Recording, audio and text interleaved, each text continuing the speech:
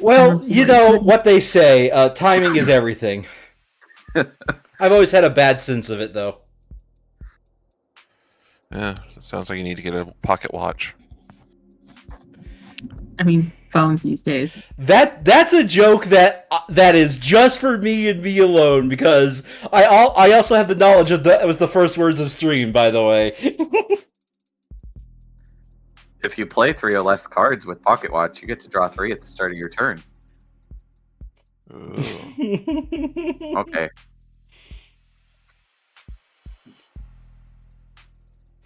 Because There we go. nobody was here for nobody that's a part of the future audience was here for the setup for that. It's lovely. I love my timing.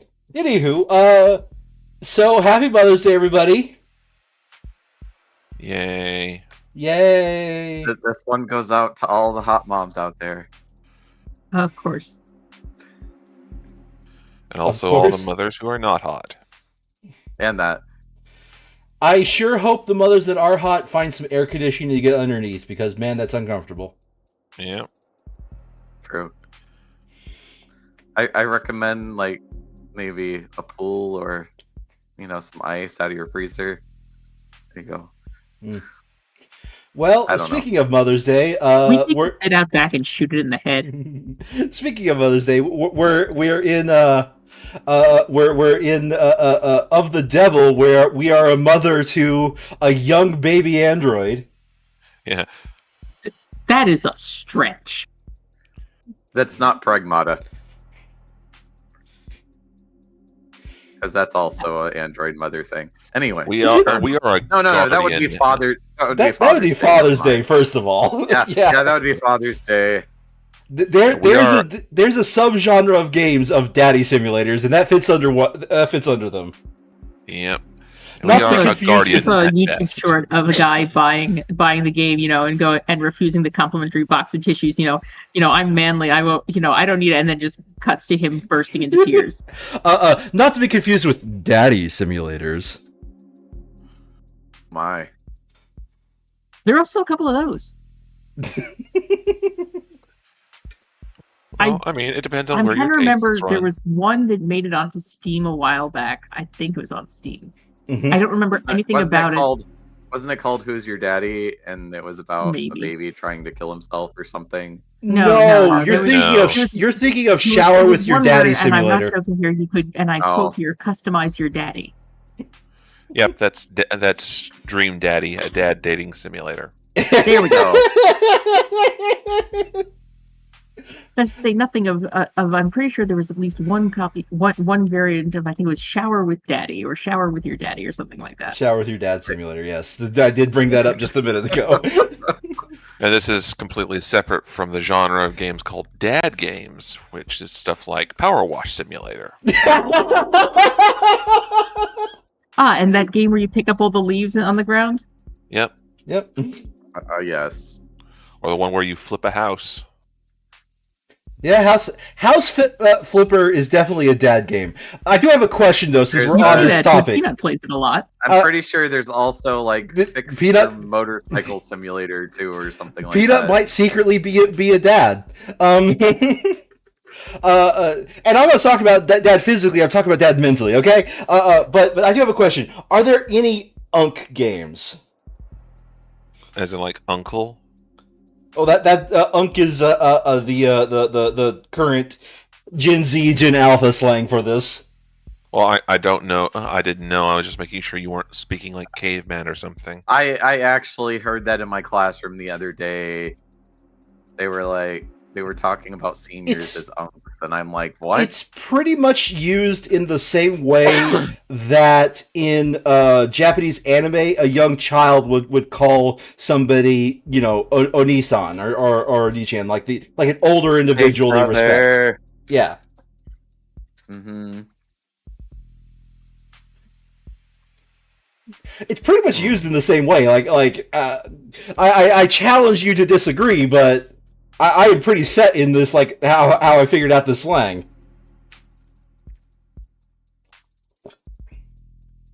Oh. Judging by how nobody's saying it, I guess there is no Unk games just yet. I bet there is. Just No, I don't know. It's. I mean, I suppose you can consider most anime dating games where you're dating a younger woman, an unk game. All right. Because So, like, so you're Uncle saying has the date has a everything moral- game is an unk game. huh? The date everything game is an unk game. Yep. What about that game where you date the birds? Hatfield boyfriend? Yeah, that one. I think that one is not an unk game. That would be like a gay unk game because that's more of an otome game. Not to be confused This with was the gunk gal game? games. What was that, Sandry? So what is it, Galga? Yeah, or an otome game. No, I was as opposed to Galga, which I believe is the one designed for men. Mm. All right. Well, I think we've had enough time sort of idling in this main menu. Shall we get to the game? Yep. We Should are we move on from just chatting? We were Yeah. just on it today, you know. This third black box save file. I know feel exactly like- where we're at. I feel like we're on point today, you know. Yeah, just to let you know, dinner is arriving kind of late, so very soon I am going to have to ask you guys to vamp for a minute. Yeah, no worries. Yeah. And then I'm going to have struggles trying to figure out a time where I can eat. And then every second where I try to eat, that's when my character decides to pop in. Noble Electronics, Yeah. Northeastern HQ. Sublobby A8. Where did we last leave off? We last left off with... We just finished investigating Was it the upstairs David's friends apartment.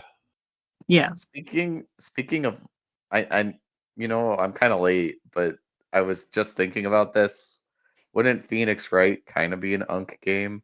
It is very much an unk game. Mm. I was setting you up, guys, up to call this an unk game, but nobody took the bait. Well, I don't know.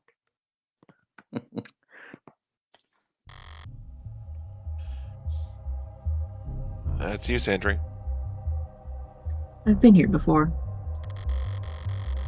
Sat right here in this lobby, waiting for David to come and treat me to lunch.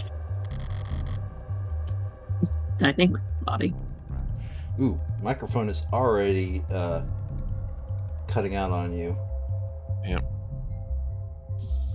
Y'all can't make it. Okay, hang on.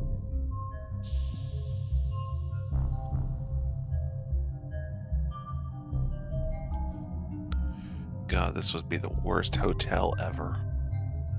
What are you talking about? The Better? freaking it's hard to tell. We have to hear you talk for a while, so... Yeah, Here we talk for a while. Blah blah. I would- blah.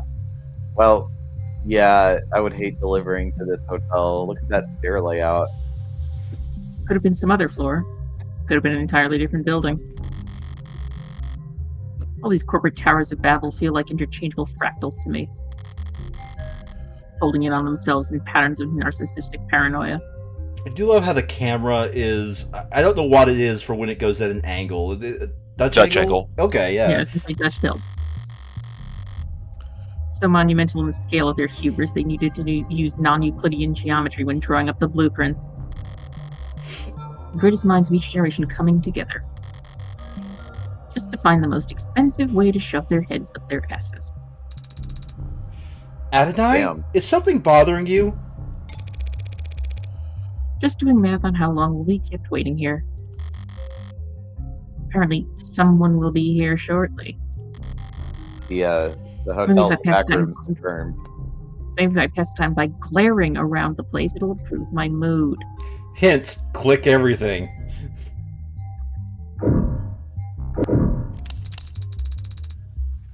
So much energy, so many people, also intent. You kidding? It's Saturday. The place is half empty. So much But neon. doesn't everyone work on Saturdays? All the parents do, so they don't need to find childcare on Sunday. Everyone else flips a coin, I guess. All these people for 12 hours a day, 6 days a week. What could they all possibly be doing? making work for themselves. You can be very cynical, can't you? Yeah, I'm terrible. Turns to Morgan. Are you the heartbreak killer? You have no idea. But that guy over there has just been jiggling his cursor for the last 20 seconds. Ah, I don't know yet how to automate mouse movements actions. That guy's playing Galaga.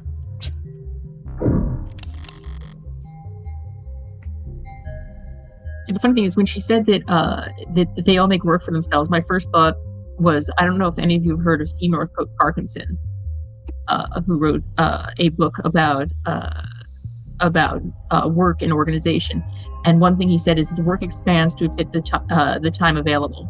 So if a CEO has an hour's worth of work and he gets a secretary, he will not cut his work in half. They will both have an hour's worth of work. Yep. They changed the logo again. Noble Electronics. How's it feel stepping in here? Is this some kind of religious experience for you? It's just the corporation where my father worked. Careful now, or they'll burn you for heresy against the company. You said it again. The company, as if it's a proper noun. You're mimicking the employees, aren't you? So it can't obey simple orders, but it can pick up on that? Is it just a part of the corporate culture? Noble's one of the biggest corporations there is. One of the biggest there's ever been. We mere humans can't hope to escape the gravity of anything that size, no matter where you live or how far off the grid you think you are. Ah, it's Disney. Worse, it's Apple. I was thinking No, Hasbro. Apple wish it had the type of stuff Disney has. Or it's Nintendo. So imagine what it's like working for them. You live in company dorms, work in company quarters. Wherever you go, that logo's above your head. You eat, sleep, and breathe on Noble's timetable at its discretion. Oh. When you spend your whole life inside of it, Noble must feel big enough to be the only company there is. To think this is only one room. This complex is so massive that it doesn't even feel man-made. It's like it was carved out of the rock by the waves, like it's always been here. That's the con. If this place was actually natural, there'd be birds everywhere. You know, building this design, there's probably a bird in here. I hadn't considered that. Why aren't there birds in here? Probably because of what they do to the ones that get in. What do they do? I'm kidding. I don't have a better explanation. Whoever comes to greet us better have a pulse and some goddamn authority. My mood's starting to sour, Morgan. And if they just send me the first link in their infinite chain of corporate bureaucracy, I'll make them wish. I don't know who this is. Let's Colin, you take this one. All right. This is the wettest cat of a man. Wait, who? It's a man? Yeah. Okay. Oh, so used to so many feel like it's a guy? What do I do with this? Oh, no. I was London was a guy. Oh, okay. I'll come up with something. Morgan. Okay, now you see him. That's me. Oh, okay. Like I said, absolute wet cat of a man. Okay. Hey there. Android malfunctioning quality control, Eastern Division. Evan Dawes. Dawes. Probably Dawes. Oh my god. Evan Dawes. All right, let's look at your Facebook posts. All right. August 1st. August 1st. Weight light. 78 Everybody kilograms. in this universe is light as fuck. Well, considering how many stimulants he's probably pounding, I wouldn't be surprised. With bags like that, Occupation. he's probably not pounding stimulants. She's supervisor in Android manufacturing quality control. Likes hammocks, calligraphy, and pale ale. Okay. I love his struggles with. Dislikes first dates, conference calls, and 5 o'clock shadow. Proud of his practiced handshake. But good for you, buddy. Struggles with solving captchas. Are we sure he's not AI? Even Dows, he says. Like it's an after. It's a name compared to your place in hierarchy. You seem familiar, have you? I'm David's lawyer.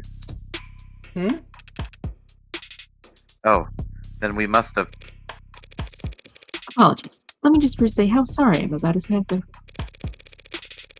You and everyone else at the company must be going through a lot right now. Ah, I see you capitalized it in your voice, too.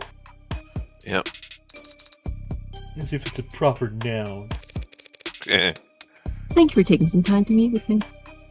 Even... Oh god, she can read her text. You're welcome, but it's no big deal. Everyone's on the razor today. What else is new? And compared to PR or legal right now, our workloads in QA are... Never mind. How can I assist you? Shortly before his passing, Dr. Asher began the process of registering this android.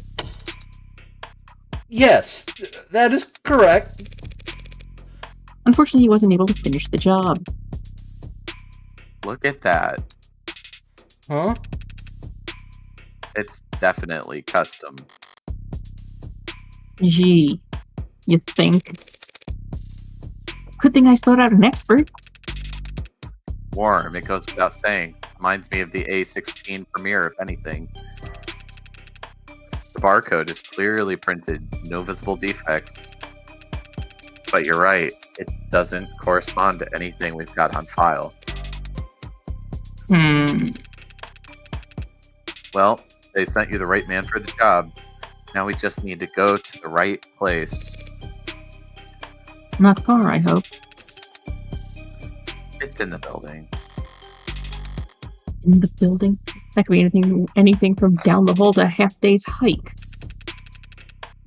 The production line on B9 should have everything we need. You do manufacturing inside the corporate headquarters?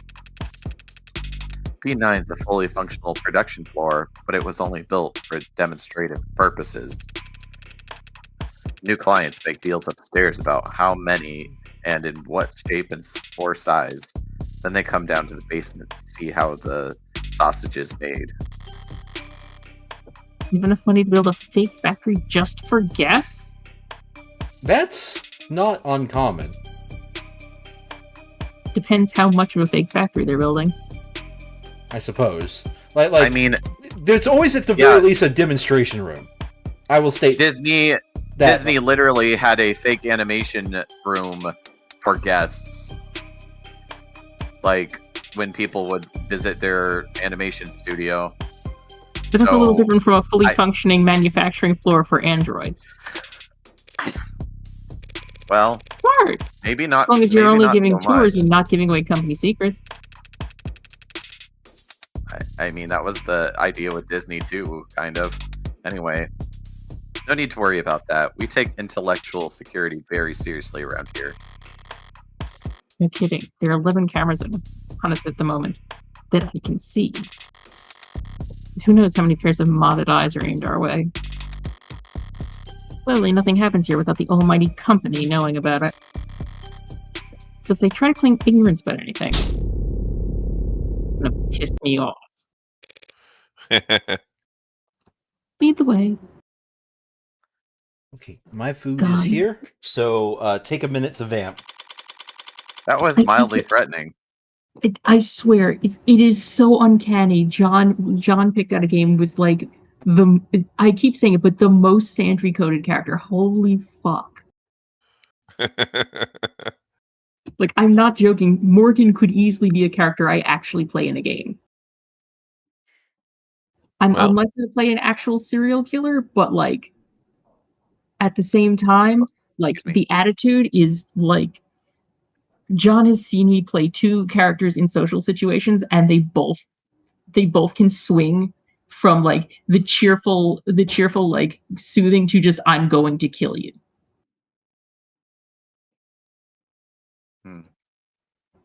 Look, my current one doesn't even have the sop of being addicted to nicotine.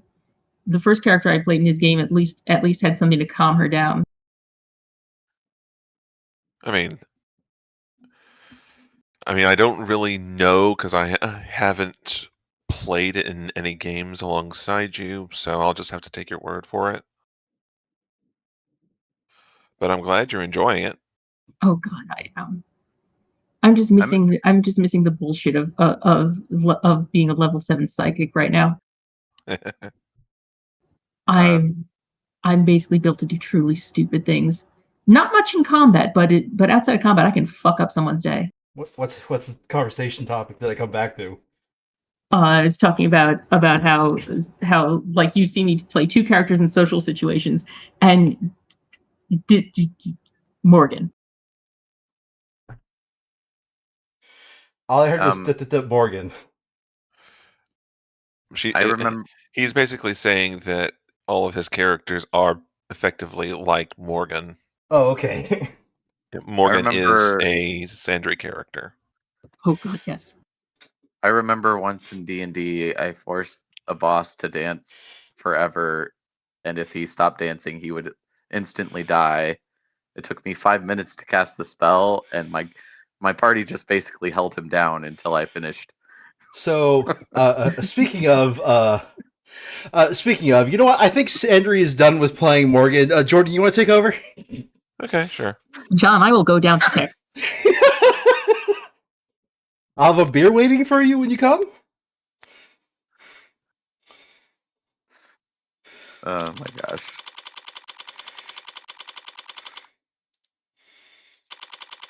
Basement floor. The 9th one. Really is fully furnished out here.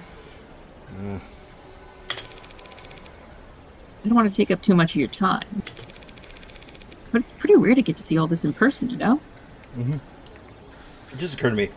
Yeah, I think we're good. That would have been upsetting if we actually hadn't had audio this entire time. Would you mind terribly if I looked around for a moment? No problem. I've got some premium prelim paperwork I need to handle anyway, so have at it. Like preliminary? Yeah. Yeah, not premium. I better take full advantage, player.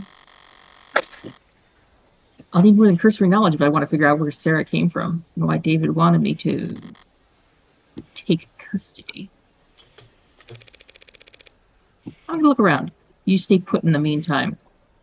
No. Adonai? Wouldn't want to lose you among the rest of the merchandise.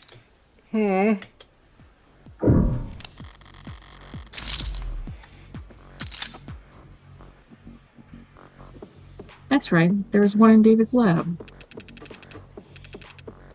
Oh, that's the nano-grade elementary manufacturer, nanofacturer for short. Real high-quality piece of machinery. Each of them built in-house by Randock Mechanics. What does it do? Nano-level flash fab. Oh, I totally know what that is, Check's phone. Ultra high speed fabrication. I mean, yeah. In context. That's what it sounded like, anyway. It's using nanomachines, though. Yep. Yep. Nanomachines. Nothing. Cyberpunk future. One second. Cyberpunk future, where the magic is either nanomachines or quantum, or psychics, or psychic nanomachine quantums. I don't know. What do you call technomancers from Shadowrun, though? I don't know. Psychic, I don't play Is that like nonsense. psychic adjacent? Yeah, psychic adjacent. Technomancy. Technomancy. Technomancers are cool. Wasn't there a mutant who could do that? And there was also apparently a piece Probably. of evidence we had that we didn't clear out. The Pretty autopsy sure and there was a Poisano. mutant that could manipulate like technology around him or something. There's a lot of superheroes that could do that. Mhm. Basically, a 3D printer for nanomachines. So I just have to question. Ah, I see. So they build so they're building the nanomachines themselves. Okay, you build nanomachines in your factories for use in your androids? The raw materials are cheap, literally elementary. Sholmes? No sense Sholmes? getting them shipped in. What? I was making a Herlock Sholmes joke. Jones. It's mostly the medical models that make use of them. Inject a couple thousand nanites into a patient's bloodstream, run diagnostics, and provide a solution. A 3D printer for nanomachines. So what kind of ink does it use? Elements, I mean, you said my raw dear elements. Morgan. Silicon, hydrogen, oxygen, carbon, building block stuff. They feed into the nanoprinter and it assembles the machine particle by particle. Atom Like a manipulation. ribosome building structurally complex proteins out of chemically simple amino acids. Must be time consuming. You would think, but Randrox cracked the code on parallel microfacturing. The inside crystalline sprawling like an ant nest. Raw materials enter at one of the thousands of different entry points, combining and recombining at intersections. Finished product ends up at the center and drips out in a liquid solution. Distilled nectar, swimming with millions of nanites in just 2 minutes. Nectar. It's sticky?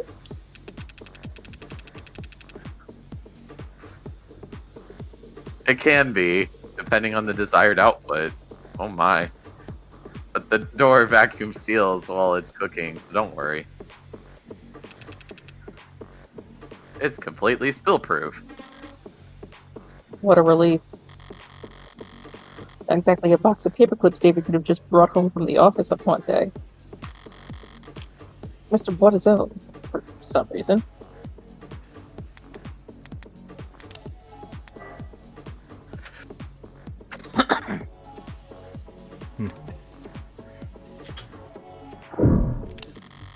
Now, There's something out there that caught my eye when we came in.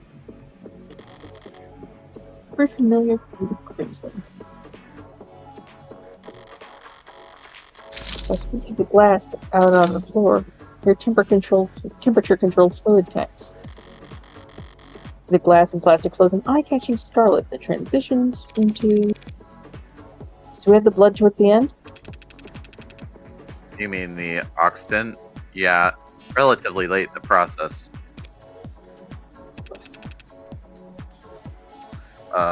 Something's out of place. No, wait. Let me try that line again. Something's out of place?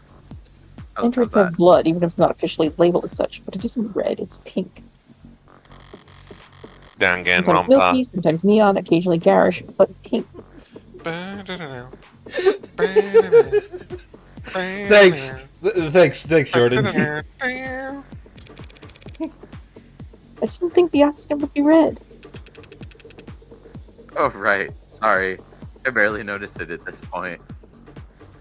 Wait, are you saying that that Danganronpa is in this universe because all of their blood is pink? I mean, You know, we have a mutual person we watch where everybody's homunculus. What if everybody's just a robot from this universe? I mean,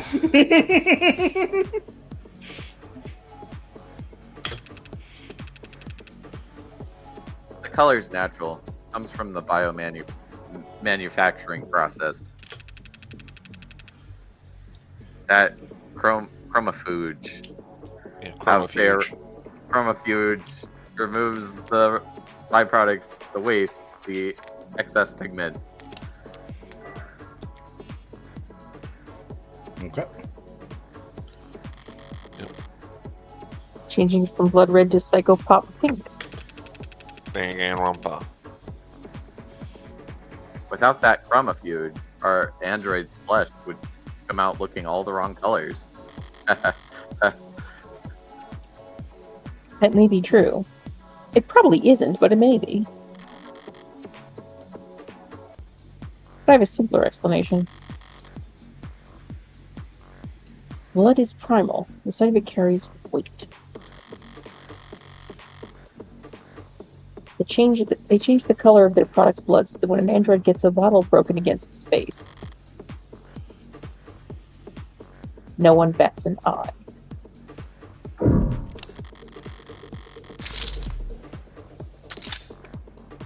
It seems to share some components with that coffin Sarah was napping at. Did you call me? Dow's does quality assurance. Some kind of android calibration device? It's probably what it'll use to register Sarah. It's a little... Is Sarah tall enough for it to recognize her? The inhaler left out on the desk. Probably half a dozen empty ones in one of the drawers. Dow's? The inhalers, they're distributed by the company, correct? Oh yeah. HR handles it. They personalize your dosage and prescription and update it based on performance and job fulfillment reviews. Other corporations do it the same way? Yeah, pretty much. Everyone's trying to keep pace with each other, so can't have your employees losing focus on the job. Could cost you. Who knows how much is lost in efficiency.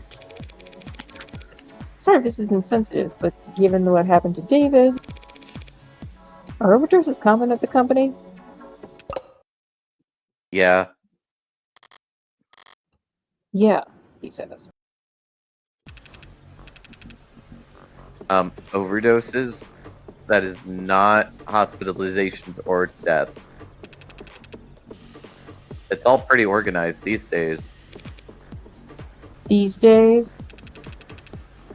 Man, back when I started in consulting, pretty much everyone has an embarrassing story from their first 2 years where they dropped a few too many greens and missed the on-ramp.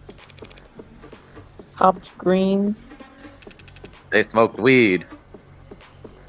Yeah, used to be pills. Green. Oh, green's to get you going, yellow to keep you there, follow to red after brushing your teeth to get into your bunk fast.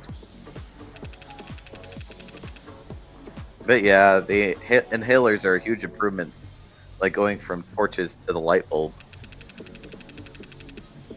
They sync straight to your personal biomes and adjust dosage in real time.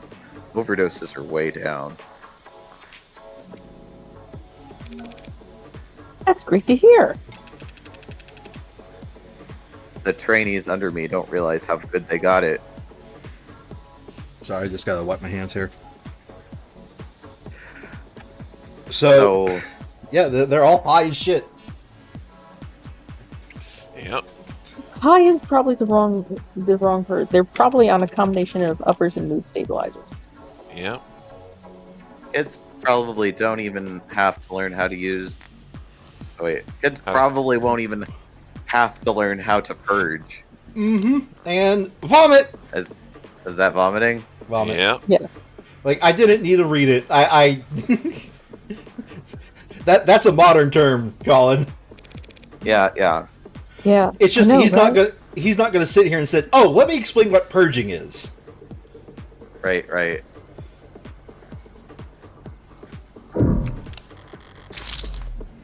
What we got on his data pad? Another reading comprehension. Some kind of write-up? Jordan, you want to read this one? Yeah, sure. On the subject of Sullivan's Peak, much of our world today, and in fact much of our world's economy, is heavily influenced by the uncanny valley. The thought experiment provides a simple and easily applied explanation for the gaps we see in the otherwise wide spectrum of automated dependence that assist us in nearly every industry on the planet. There's a very simple, primal truth to it. We like things that resemble the living, like cartoons and puppets and toys, and we like things that are damn near indistinguishable from the living, like whatever name Noble's latest products are being sold under. But there are deep, deep trenches between those two ends, where products are universally appalling to the human sensibility. The Uncanny Valley will no doubt remain a useful tool for teaching, marketing, and design for generations to come, but already we are seeing ways in which it fails. It is becoming increasingly clear to us that the space between nearly indistinguishable and truly indistinguishable is much wider than we ever suspected. And it may not be the only part of the map that we must fear. I propose we bridge these gaps in knowledge by looking to the speculative fiction of Robert J. Sullivan, who, in his most well-known work, Equal Under One Sky, described a concept which thereafter has been called Sullivan's Peak. Through the lens of his characters and their so very divided world, Sullivan demonstrated that the Uncanny Valley does, in fact, have its own peak on the other side.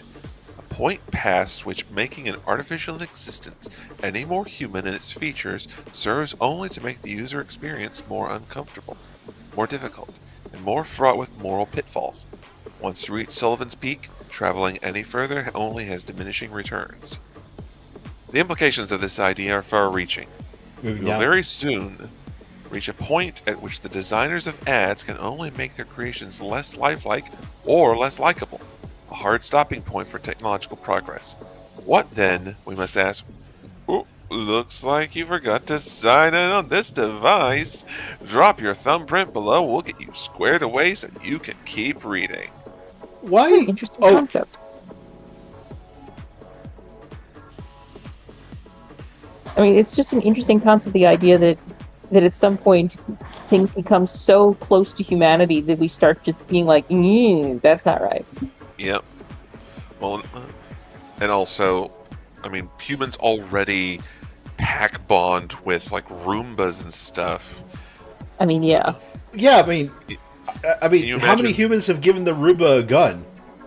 Yeah. I mean, probably more than zero. Should have. Can you imagine a robot that is functionally human-ish, but still technically artificial? Are we good to go? To read comprehension? I mean, right. Surprised to find reading material like that around here.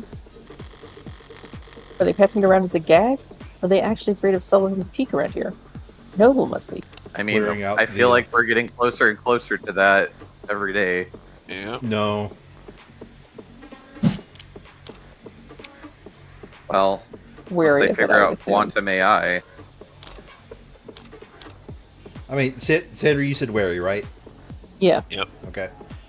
I've been doing research into that. Peak does exist. They'll be coming up on it fast now that androids are warm. Snow's entire product line, maybe their entire industry, could go bottoms up if people start to think it's cruel. If there's any indication of where their androids are headed, I could see some people getting real uncomfortable. What's being built out there? Nothing, that's our fake floor.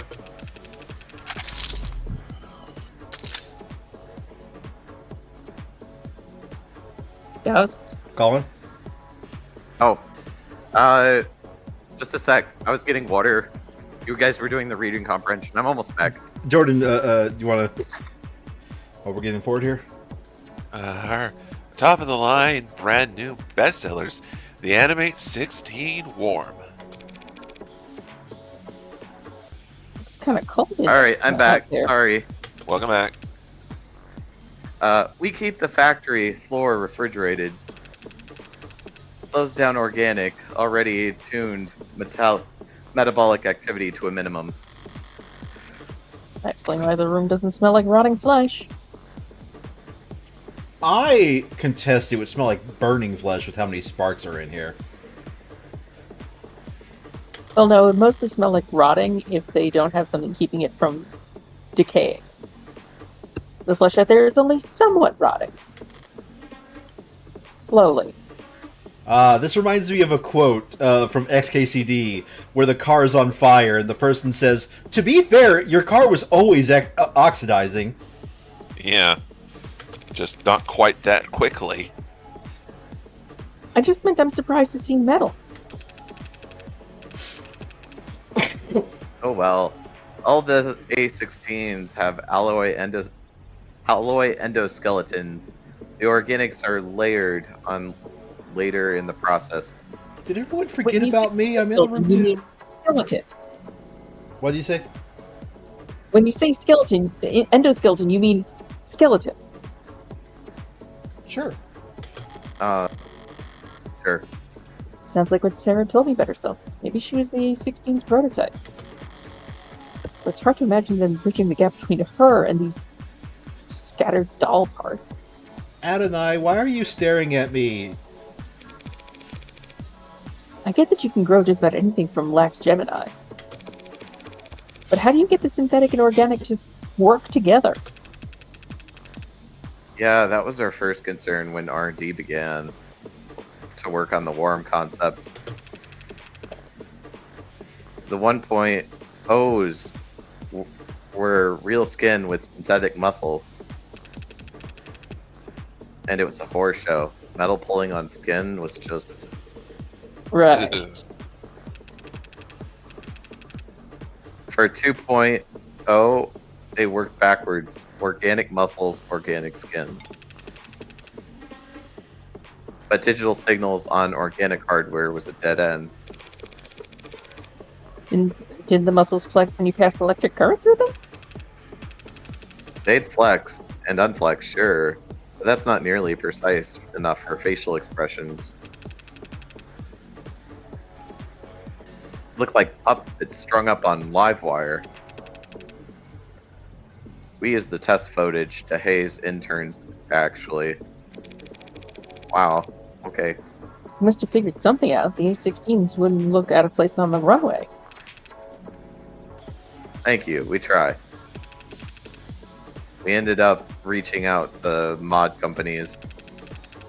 Well, we actually just bought out half a dozen of them, but Right. they figured out how to get the human nervous system moving malfunctional limbs decades ago. Mechanical limbs? Mechanical limbs. Sorry. So we just need to get a mechanical nervous system to move. Living limbs. Pretty clumsy attempt to avoid using the word human. High precision mods are slotted straight into the nervous system. They receive their input from neurotransmitters, not bioelectricity. So you had to do the opposite? Exactly.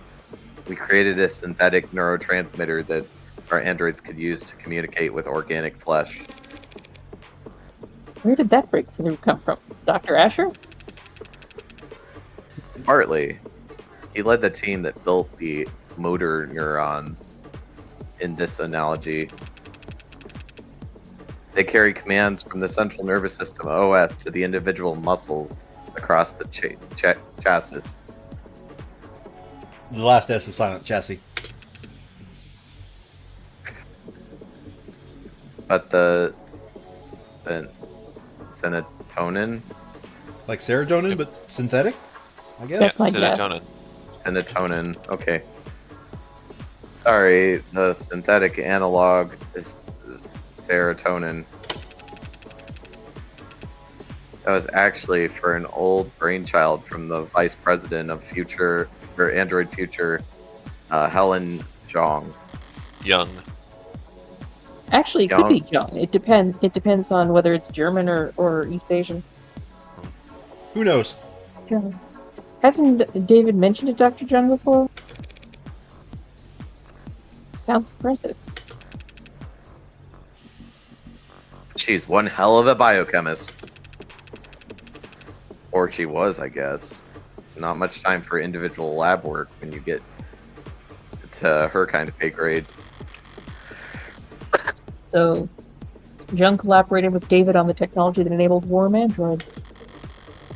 As I thought, whatever went into Sarah makes the android so distinct he couldn't have taken sole credit for it. Jung, did you partner with her on this? Oh, that's me. All done. You really get the ad handled. Thanks so much for humoring me. Can you have a step into the scanner? As he says, Understood. I've gone Right yellow. then. I'm completely yellow now. Is this what you want? I'll take out the spray paint. Right then. What are we looking at here? Whoa. There's a lot to unpack. Here. Hey, Colin, are you okay? Theorized it might have been, Yeah, I'm okay. You're theorized it might have been Asher's pincushion. The pincushion, huh? That would explain some of what I'm reading here. What language is that on the screen? Tess. You know, Tesseract, all noble products, and well, pretty much all product periods are programmed in Tess.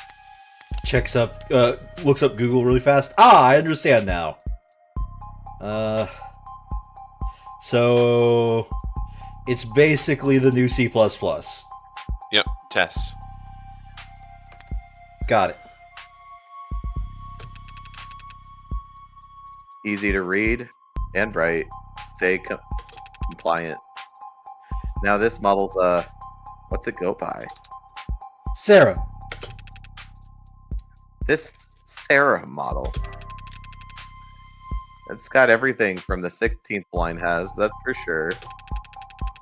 Organic skin, hybrid muscles, advanced facial processing, and emoting. But there's a lot crammed in here that's still in development. Like in the idea phase, solar cell hair strands, decentralized redundant power, mental and physical overclocking with extended tolerances. Data storage so large I can't. No. Wow. He had to measure it using. Yeah. Hell of a poker face. Wait. Decryption and signal hijacking? That's. Hacking? Essentially.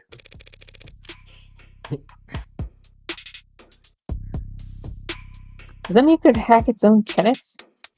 Do you think it's the big three, or do we think it's something else? It's the big three and then some. Well, San Reed, do you think it's the big three? I mean, He can't do that. It violates the manufacturer's warranty. I don't think it's just the big three, because that would just be, we would still just be calling that Asimov. Mm-hmm. I mean, I've seen several people do the big three, just give it another name. Like, sometimes they do the big four, which is like the rule 0, but, you know. All right, here we go.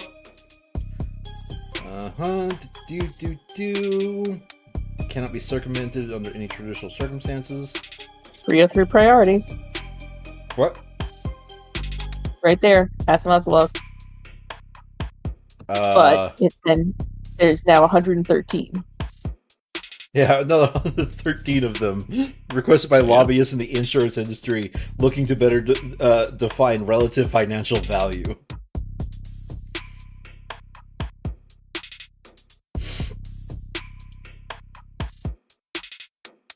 Most programmers aim for a tenant limit below 30. Just because otherwise it takes too long to process figuring out what to do.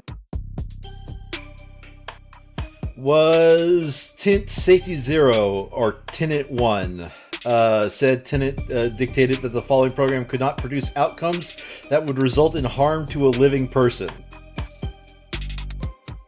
that's been removed ever since defense contractors managed to get it thrown out during a court case. So that's strange. Wait. Oh, that's interesting. Go on. Just the phrase, the way the case is titled tells us that it's a criminal case. It also tells us it's a state criminal case rather than federal. So it's a state criminal case against the defense contractors, which means that what happened here was the defense contractors said, fuck it, we're going to take out Rule 0. Someone got killed.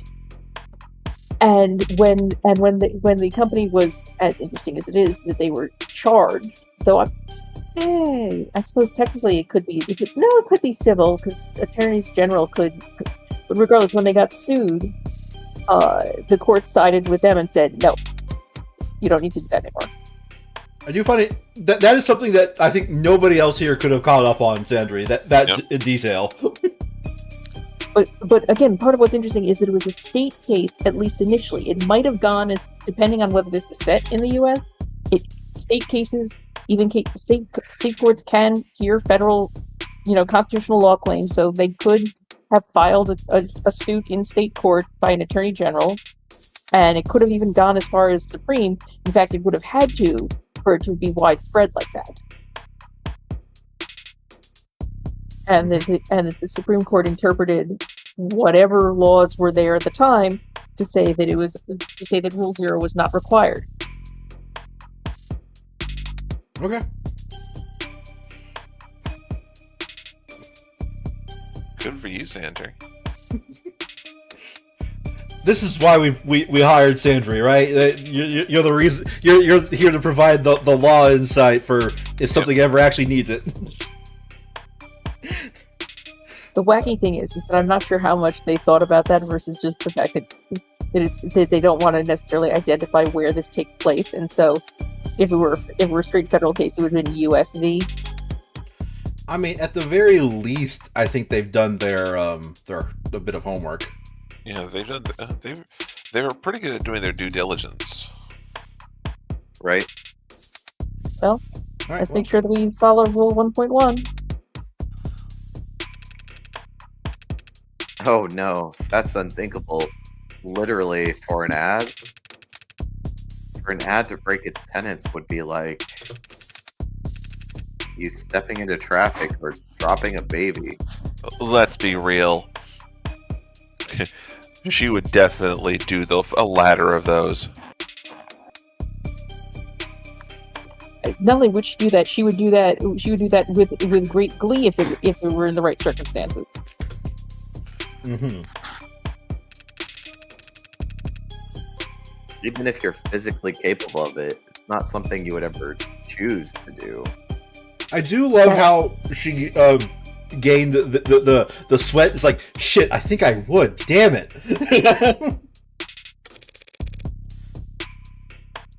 Some people do walk into traffic. Psychotics, addicts, the mentally ill. Does that mean that there are androids? Well, no, there aren't crazy androids. So, yeah.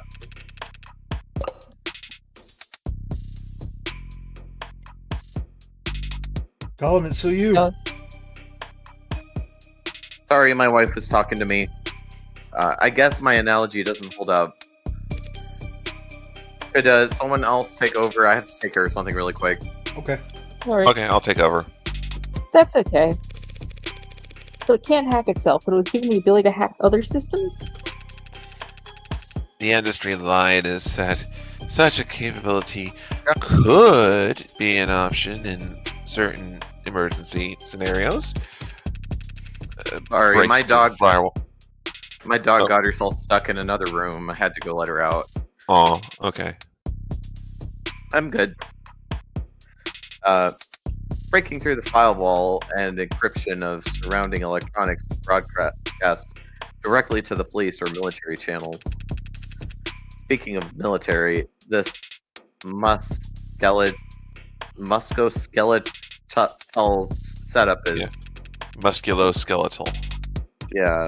drastic. I've never seen this on a consumer model. Can you, like, lift a car or something, Sarah? Most cars. It depends on the center of gravity.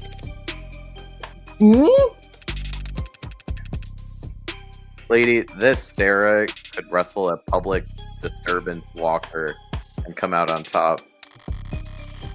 These stomping behemoths they bring out for riot suppression? And in terms of Computational? I should have been able to. I'm stupid. In No, you're terms fine. of computational ability, the estimate says that can't be right. Look, Dallas. I was actually hoping you could tell me something about the software or the metadata. Who worked on it, and when? Right. Okay. I love how there's they stopped defining like how many broken isekai powers Sarah has. Yeah. Am I wrong here? He has the thinking ability of a 12-year-old girl. No. Can't be true. No. Well, that's unfortunate. The editing logs have been purged. That doesn't sound very above the board. Sorry, I can't tell you anything about who worked on Sarah or when. Any chance you could restore those logs? Not here. Not with this machine. I need the computers that were actually used for programming this model. Any ideas where that would be, or those would be? Your dead boss's room. Sarah? I cannot answer that question with any accuracy. I had a feeling you might say that. That's right. Right. I can tell you that the code is unique. There are hints of A16 in there. Few of the same conclusions. It's just Dr. Asher or whoever took very different paths to get there. Sarah has even less in common with every other android on the inside. Sorry, didn't expect to hit a dead end here. Not at all. You've been very helpful. Can we still get the registration done? Yeah, no problem. We've got software and forms all set up here. Occasionally, we let new business partners bring one home fresh from the oven, you know? Oven? Gross. All right, a few basic questions then. Who's going to be the official owner of this unit? She is. As it says, unless the will disagrees, it's my responsibility. Right then. You fine with the designation Sarah? We can set it to anything you like. Well, actually, Huh? never mind. Sarah will do fine. What do we think the name she was thinking of in the moment? Greenie. 5322 A. I don't know. I was thinking more something, you know, like calling a dog dog meat. What would be the android equivalent of that? What? We just lost John. No, you We didn't. lost Oh. Sandry. Oh, Sandry. Sorry. Sandry's here. I see Sandry in the chat. Hello? Hello. Hey. Hi. Welcome back. I had Discord just blip out. Okay. 1 sec. Oh, okay. This part's all standard.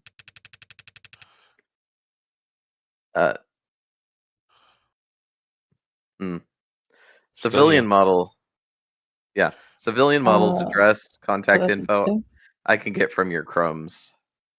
What's Henry? I'm trying to. Give me a second. Oh, okay. Do you want me to wait? Keep going. Still just you talking. Do you want me to reset to factory defaults? Could clear up a lot of quirks. I assume Sandry cannot see what's being said right now. Well, there we go. Welcome There we back. Not right now. Last thing then, it's the grading. S plus. No, S plus plus. I was thinking I'm more like, reading. a slope of like 1/3. I'm reading 23 tenants here. Nothing too far out of ordinary. 23? That's higher than I was expecting talking with it. She seems so much more malleable than that.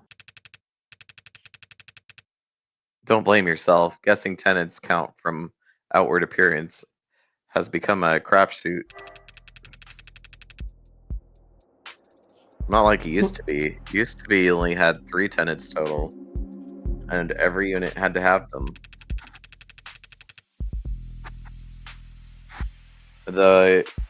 Then came the first accidents and the first lawsuits, then the hearings, and the legislator. And the demand for more tenants. I started making sure ads couldn't endanger the state.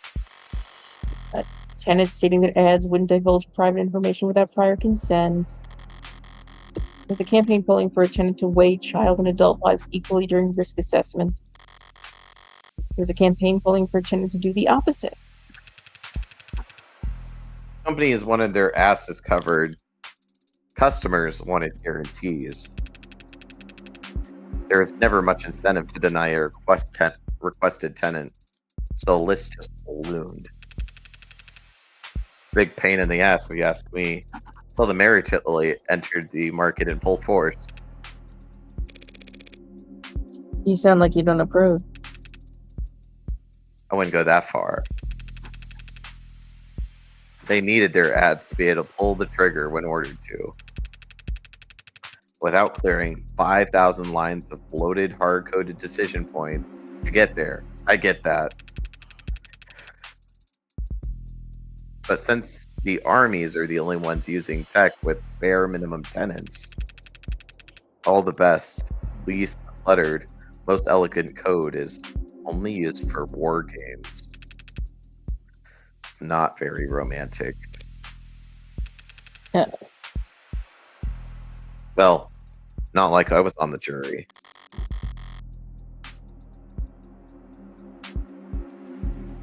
Sandry. Did we lose Sandry again? Did that come through? No. Department of Advanced Defense Projects versus Zenith Dynamics. Supreme Court sided with the military's request and set a new precedent that every other army around the world would race to beat. Changed the tenants from a mandated list of at the root of every ad source code to a choose-your-own checklist. Adonai, why am I pure white scale now? You're not. You can't read green text. I'm not reading green text. The room's black and white suddenly. It's funny. Ads with the most tenants, they're so locked up you can't even have a conversation with them. And outside the armed forces, the only ads with single-digit tenant counts are just vacuuming floors. The most impressive ones, like what you've got here, fall somewhere in the middle. Sorry, we went on a tangent there. Oh, good. It's back to yellow. Only things left in this only thing left is the evaluation. I told you, S plus plus. What gets evaluated? Total financial worth for insurance purposes. Yeah, the insurance companies made sure we have very accurate algorithms for this. No room for human error, they insisted, with no sense of irony. Wow. I mean, I knew it was custom, but damn. What price could they possibly? Uh, That is a lot of digits. you should know these formulas are pretty conservative with their estimates. Stingy, even. Sarah's really David's last and greatest work. They say some things are priceless, but when you force an insurance algorithm to pick a number, I wonder if we get an actual number here. very large. Yeah, you see all those lines on the file icon? That's Those are all zeros? Yes.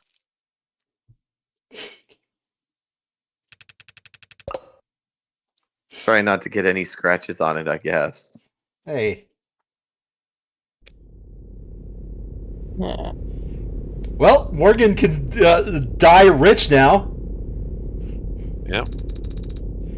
You spoke... Just so you know, for like a comparison, the Mona Lisa has an insurance valuation of $1 billion.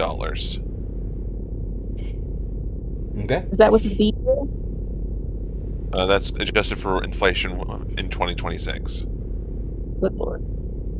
You spoke differently back there.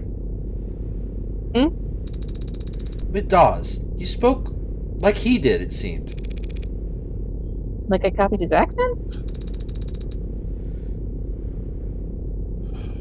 You seem to mirror his effect, his tone. Yeah, if I would have remembered this, I probably would have told you about that, but yeah. Yeah. It's called being friendly. What's your point? It was just an observation. You can choose to keep those to yourself, you know. No tip required. Huh. Why were you so concerned about registering me in the first place, Adonai? The same reason I wouldn't drive around in a car without a license plate. Any cop, or even a well-placed camera, could have spotted your barcode and seen it wasn't set up with an actual data.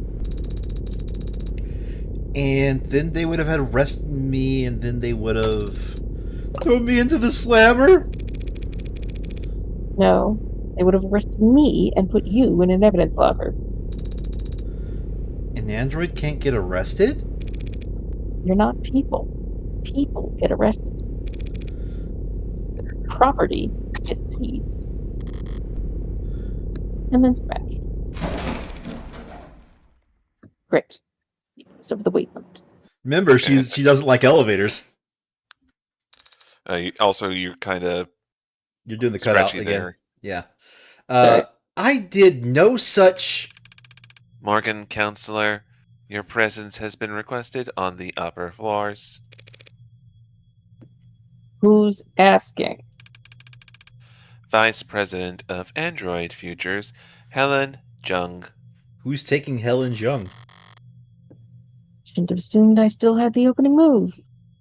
I could do a decent old voice. Yeah, why don't you do it, John?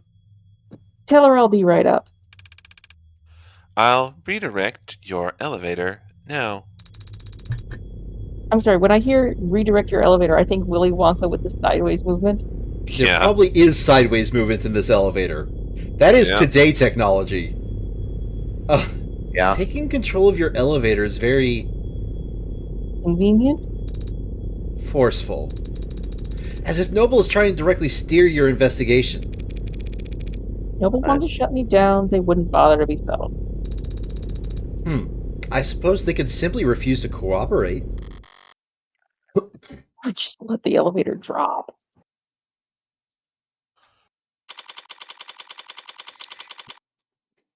(3:54 p.m., July 1st, 2086. Noble Electronics, Northeastern HQ. Executive Office, Jung.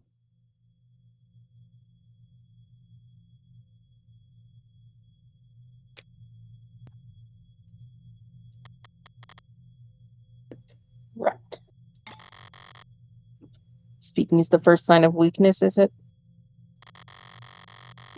Here I thought I could avoid wading into the swamp of pretend power dynamics. Let her stew.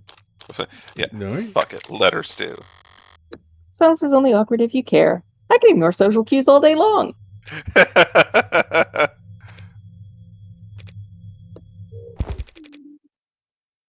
I always like this time of day.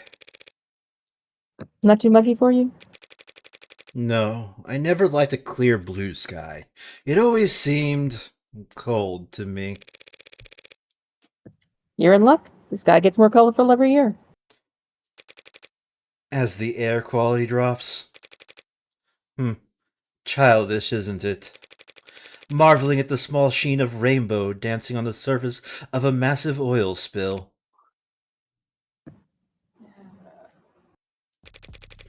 Apologies for waxing poetic.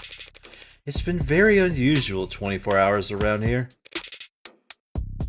Dr. John. Just Miss is fine. Ms. John. I get the feeling you didn't bring me up here to talk about the weather. Let's see here. I was born on December 9th. My accent's going all over the place. Give me a second. I'm the VP of Android Futures at Noble Electronics. I like red meat, flower gardens, and high thread counts. I hate working from home, shopping online, or waiting. Language, thank you for asking. Enjoys attending baseball games. And I am very much known for getting children to stop crying. My icy aura freezes them out. Not really much like fun around this one, isn't it? No. Like, everybody else had something kind of funny, but this one's kind of just business, I guess. Yeah. No, I brought you up here. To express my condolences, I'm very sorry for your loss. Thank you. Though I could say the same. I know you and David worked together for many years. Yeah, we did. As much as I like to just drop everything and process, the company wheels don't stop spinning for anything. Or anyone. Was Dawes of any help? She sent him trying to be helpful or trying to control the narrative. It's great! That must mean you know why I'm here, right? I don't want to make assumptions. No need, I'll be explicit. I'm here as an officer of the court, which means I'm bound by law to document every rock I turn over. And every person I speak to. Yes, the lawyers made that all very clear. Lawyers? Oh, fuck. Oh, apparently I cannot snap out of that very too fast. Otherwise I get mixed up. Lawyers? You have an android. It's not one of ours. You can tell that quickly? Got all the faces memorized? It's easy enough to remember the major archetypes we use, yes. If you're nuts about your work, maybe. It's a recent acquisition. Very recent, in fact. Rev David's last request, apparently. David asked you to take it. Huh? I've been told you've been to David's estate already. The police gave me full access to the scene. Then you know that he wasn't alone last night. Yes, there was a single witness who met with him and called emergency services when he fainted. I was that witness. Really? Obviously, there aren't that many people David would bother meeting with in person, let alone welcoming them into his home and offering them a treat. I also knew that Jung is his superior, on paper, though not in fame. And I knew that the witness had executive 3-plan insurance, so they had to be higher up than David. Well then, do your lawyers know we're having this conversation? Of course. They're pulling their hair. No, they're pulling their hair out about it as we speak. Can't imagine why. The police cleared you. And you were well within your rights to ask for some privacy, given the high-profile nature of all that's happened. So, why call me up here? I cut through all the red tape your lawyers painstakingly hid you behind. Eventually you, or some clever lawyer like you, would get the record opened. Through legal means or otherwise. The company's enemies are legion, and they have a prying knife for every occasion. Still, that would have taken time. You know what? I'm glad I took her. I think I'm doing a good voice for her. Yep. Time you could use to get ahead of whatever the biggest PR hurdle and what could be the biggest PR hurdle Noble's ever seen. Touché. And So perhaps the truth of the matter is that I simply didn't want to hide. David was my colleague for several years. If I were in your shoes, I would have questions as well. you're doing this for my sake? No, my reasons are purely selfish. I'm only hoping talking to someone whose job isn't to defend me from all consequences might prove therapeutic. She wants to play confessional. That's fine by me. Or is that really all that's going on here? Why don't you start from the beginning, then? You went to his home last night. Yes, at around 7:30 p.m., the building's penumbra captured all of that quite clearly. You fell ill around 8 p.m., so you spent half an hour together? Why the late call? And in person? We had an intense discussion yesterday afternoon. David never came in on Saturdays, and I didn't want to spend the weekend glaring at him through screens, so I visited, and he let me in, and we talked. About? The good old days, if you can believe that. Back when we were both new to the company, eager to make a name for ourselves. How long ago was that? 7 or 8 years ago? Miss Jung? Putting a number on it doesn't sound that long ago, but it feels... We spent a while like that just talking. He was lively and sharp, and I never would have thought that a few minutes later... I'm Sarah. I am now sad. That he would be dead. That he would commit suicide in front of me.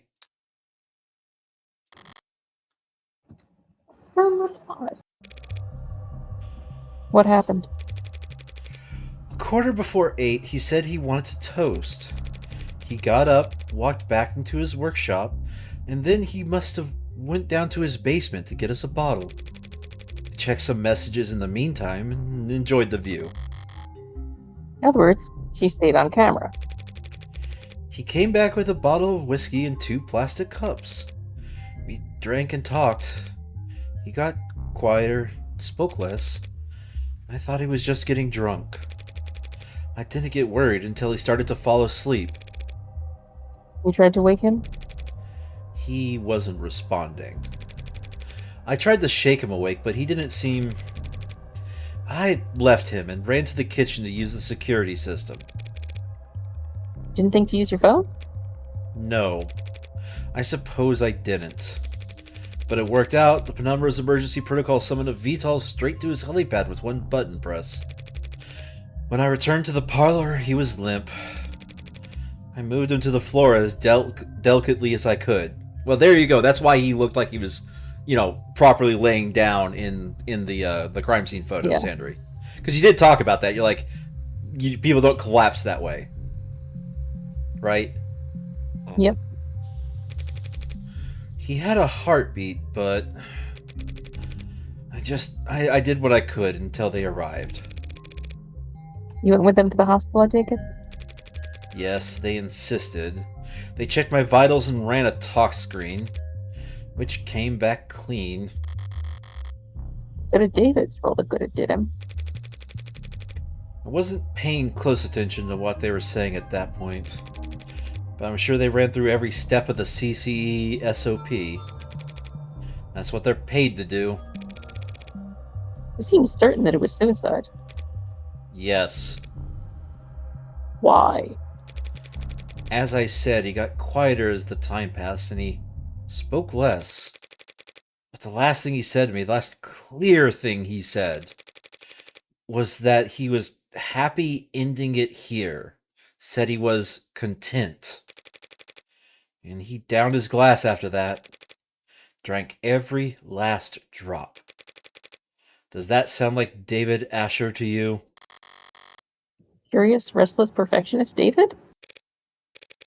No, I guess it doesn't. Let me clear out my evidence. Okay, cleared it out. Okay, we get everything, so just go down the list. Yep. You said CCSOP a moment ago. What was that? CCE stands for Counter Corporate Espionage, which is just industry doublespeak for corporate espionage. Only used in self-defense, you understand. Noble anticipates employees at your level getting poisoned? They give us all kinds of CCE training. Subtly, of course, usually disguised on the itinerary as leadership workshops or psychiatric evaluations. They train you to expect to get murdered at these leadership workshops? Murder is fairly rare at our level. More likely they'll want us to stick to work. Let us drain company resources in a hospital bed while our positions sit vacant. That's smart. Like snipers purposely avoiding vital areas to strain the enemy's medical resources. That's terrible. Like snipers purposely avoiding vital areas in order to strain the enemy's medical resources. I can read your green text. I am convinced. You can't. You just had the same thought from the wrong direction. That's nothing compared to when they want to turn an asset. Feel ill for the rest of your life with an undiagnosable malady. Or become our mole and we'll send you the antidote every 2 weeks. That's a nasty piece of work. It's a nasty line of work, consulting. I'm sorry? That's just what they call it. Can't exactly put corporate spy on your CV. So every consultant I've ever met at a cocktail party was actually... It depends. Did they say that they're consultants? Or did they say that they were in consulting? How the hell am I supposed to remember? So, your people think that what happened to David was a deliberate attack? Noble's competitors have been trying to get David for years. And that's the timescale their plans operate on. If this was an attack from a rival corporation, the company would have seen it coming. And they probably would have struck first. The cups! We gotta know about the cups! I've been curious ever since I saw the scene. Why the plastic cups? There's a story there. David and I got hired around the same time under similar circumstances. Headhunted while finishing our higher education.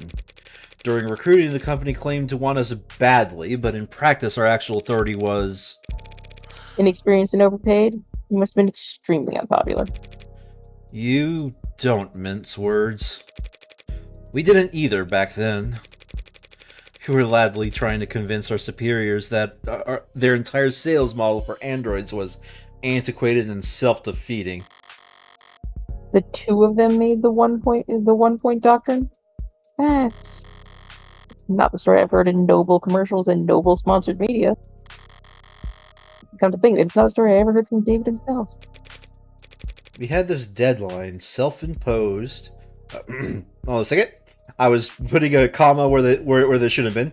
We had this deadline self-imposed, but it's still a deadline. We wanted to get our pitch to the president of international sales by the end of the day. 7 p.m. rolls around and people start filtering out. David still has his head buried in diagrams and sales figures. Imagine a technical man like him, a programmer trying to make a sales pitch. The clock hits 9 and even the zombies start heading home. Turn to David and tell him that that's not gonna happen. We're nowhere near finished and the day's long since been over. He looked at me like I'm the only other person on a sinking boat and I've just stopped pitching water, and he says... Oh, right. The president lives on the other side of the globe. We've still got all night until his end of the day. We wrapped up at 4 in the morning, just us and the cleaning staff. Back then, only half of them were ads. He finally sends us the message, and I'm ready to collapse. I've got nothing. We stared blankly at his inbox for the next 40 minutes, hoping the harsh light would give us the energy to work through the next day. And we got a response. It wasn't long, but it showed us he was interested. I had been turned down so many times before then, ignored and Placated. Yeah, thank you. Ignored and placated, passed up and ghosted, But together, David and I, we had finally gotten a win. So, David asked if I got anything to drink. I've got a bottle of some swill in a cabinet at my desk, but he doesn't want to drink from the bottle, says he wants to toast. So we sat there at 5:19 in the morning, toasting awful vodka to one another in cups we grabbed from the break room. Toasting our first victory against the corporate beast. Between the lack of sleep and the drinking, the next day at work was hell. Sounds like a good memory. Plastic cups and liquor was our little ritual.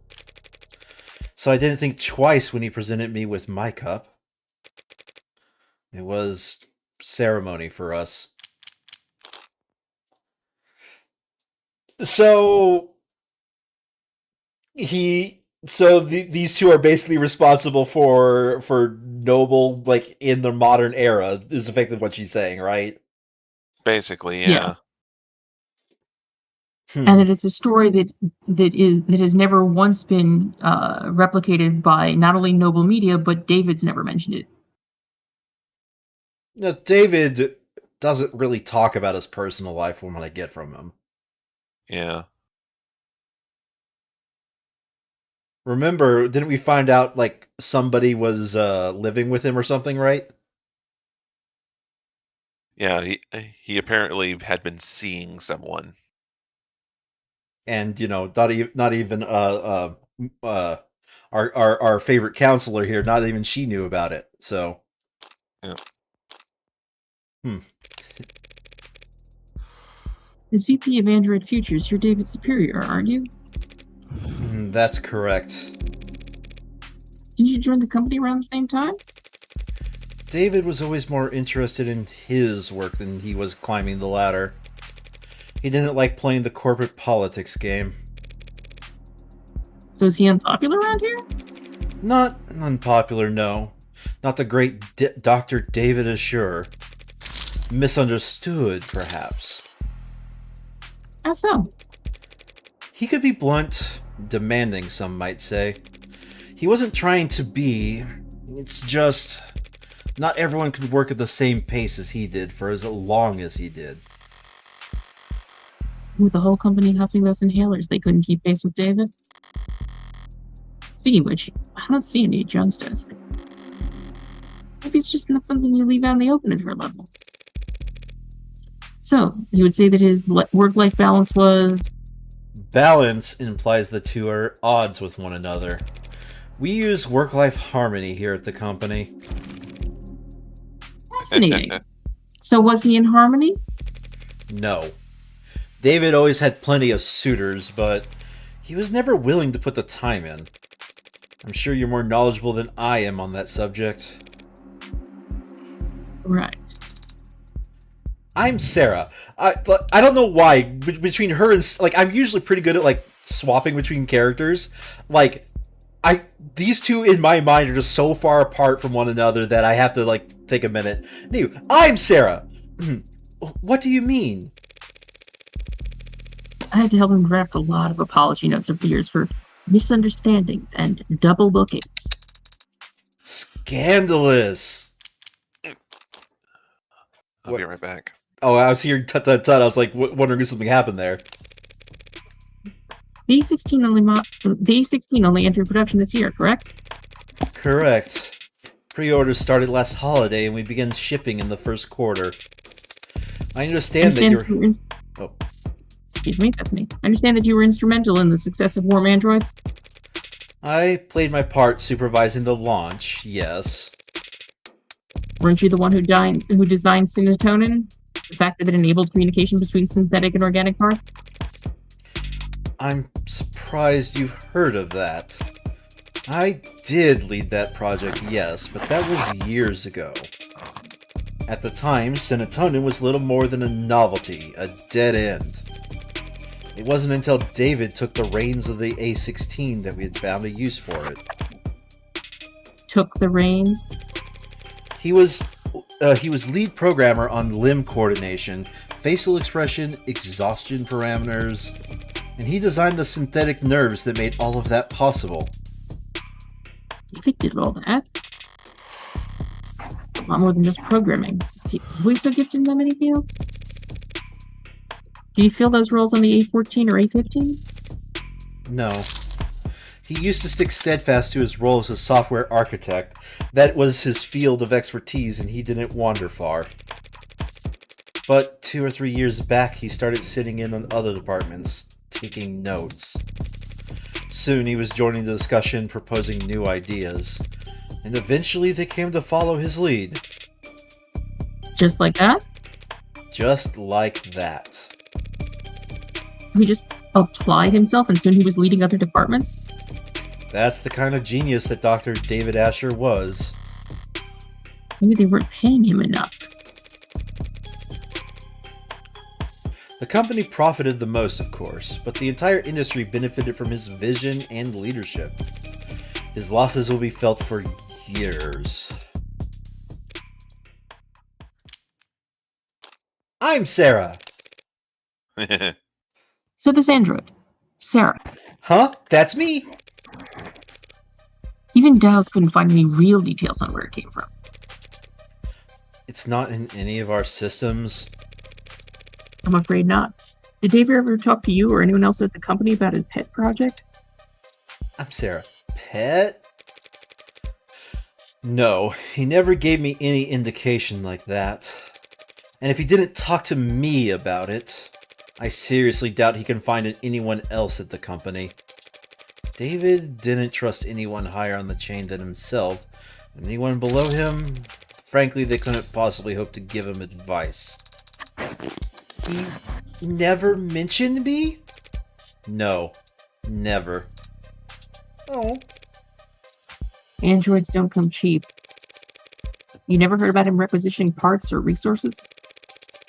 There were never any discrepancies with his company credit card? The company's accountants are... Oh, I actually don't know that. Mirthless. Mirthless. Okay. The company's It means accountants... they don't have a sense of humor. Okay. The company's accountants are mirthless. Even by industry standards. They wouldn't humor anybody. Not even David Asher. If they had ever detected financial discrepancies, there would have been an uproar loud enough you could hear it in the mailroom. You have a mailroom? Why is her eyes glowing about this information? Target locked. Not since the 30s, just a figure of speech. Oh. He couldn't have taken resources from the company without leaving a record. But no one would deny Dr. David Escher information. He would have been able to obtain all the necessary data to build his own android. Then, with enough time and money, he could privately purchase the raw materials himself. I don't understand it. This would have taken me years to build Sarah. I wasn't doing anything illegal. Except the hacking stuff. So why keep it a secret? Oh. I don't know. But he was private and a perfectionist. Perhaps he simply wasn't proud of his results. Oof. Could be. Stop talking about me like I'm not here. Well, thanks for taking the time to talk to me. Let me clear out my notifications. Oh, okay, so this is actually new. Made to the police, Yep. corroborated by security footage. So it's just instead of the mystery person. I don't think it's actually new. I think it's just that they adjusted to reflect that Kind of appropriate. Jung's cup. Jung's story.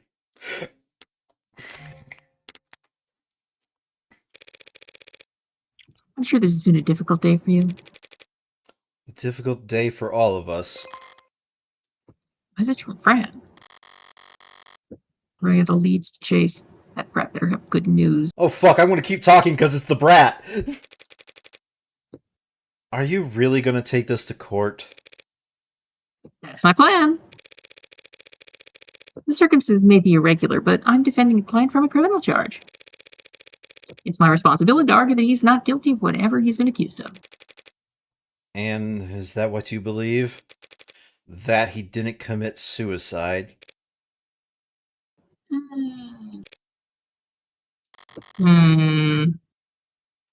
Guess I haven't decided what I believe. Come on. Next page. Okay. 4:21 p.m., July 1st, 2086. In transit. Would you kindly slow the hell down? I'm sorry, Adonai. Was I walking too quickly for you? That wasn't walking, that was speed walking. Up 2 flights of stairs, it's very different. Speed walking? Sounds like a powerful technique. Is it like the Zinhagio? Just let me catch my breath for a minute. Did that not come through? No, that came through. I'm laughing at her getting excited about speed walking being a superpower. Sorry, I broke, okay? Fair enough. Adonai, is it possible that you are out of shape? Fuck you. No. But since we left the cab, your heart rate has... I'm not wearing the right clothes. Those are the clothes you always seem to be wearing. Or the right shoes. Is that so? Yes. Also, I didn't stretch or hydrate and the sun's reaching its zenith. That would have been several hours ago. Do you mean the air temp? You said it would be a short walk from street level, so I prepared myself mentally for a short walk. Then you took off like a rocket, and you didn't mention we'd have to go upstairs. You sure this place is even back here? The reviews online were quite clear. It's worth the trouble finding it. Maybe if you're a mountain climber. When I said Fran hunting for a musician in David's circles, I expected them to bring me to someone from the city orchestra or a jazz club. The champagne flute and teacup kind of musician. But this is a tequila and neon part of town. It should be in view if we turn. Adonai, be careful. Of what? It's a stray and it's bearing its fangs too. It could be carrying diseases. You should... Relax. Adonai, it's growling. It's not growling at me. Yeah. See? So it's just me that it doesn't like? Too much static. How did you get it to calm down? It's an animal, not a monster. It wants to become. Do you like animals? What kind of cold-blooded freak doesn't like animals? You stuttered. Do you have a pet? I do now. Yay! Wait. No, never have. Why not? Because I don't want to take care of a pet. That seems counterintuitive to me. Well, it makes perfect sense to me, and I don't need it to make sense to you. But...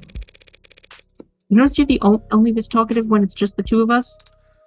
Huh? Just an observation. Hey, don't use my words against me. You shy or something? Did David program you to have android anxiety? It's generally only appropriate to respond to comments that are addressed to oneself. Today I have only rarely been addressed directly by people other than you. Ah. In other words, you're shy. That's not what I... Hmm? Can I try petting it? There's no law against it.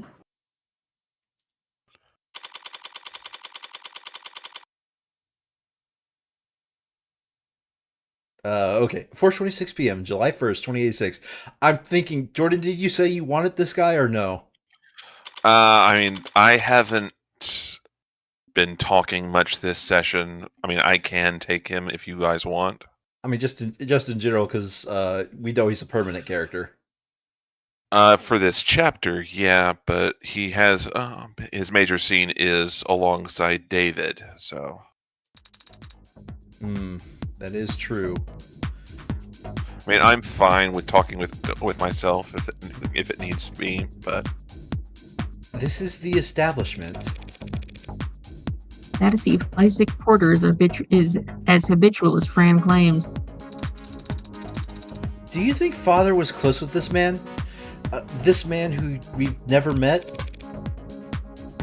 I think he was close with him, yeah. At some point. Ethan helped make that deduction. Fran saw their metadata showed significant pooling of interaction between the two of them, particularly over the last month. Fran also saw a phone call between the two of them last night. So they were close. Do you think they were sleeping together? Why? Why did the music stop? What happened? That is completely inappropriate for me or anyone to speculate about. Did I cause the music to stop?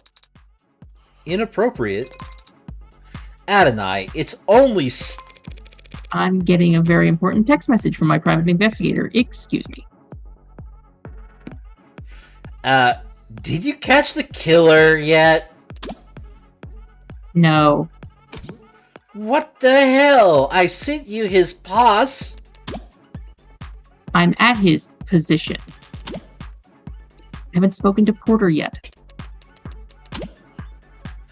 Anyway, there's no reason to suspect him right now. Lame. Surprised you're invested all of a sudden. Isn't David Asher a corporate sellout in your eyes? Everyone's a corporate sellout. But Asher gets respect. If I'm a demolitions expert, he's like a really good architect. That's almost sweet. I think. Asher started working out in coop. So in the architect analogy, by today's standards, he's like IDK. As a kid, he built all those bricks by hand? Or something? You know, with that lit homework, you can help you with forming analogies, right? Eat this analogy.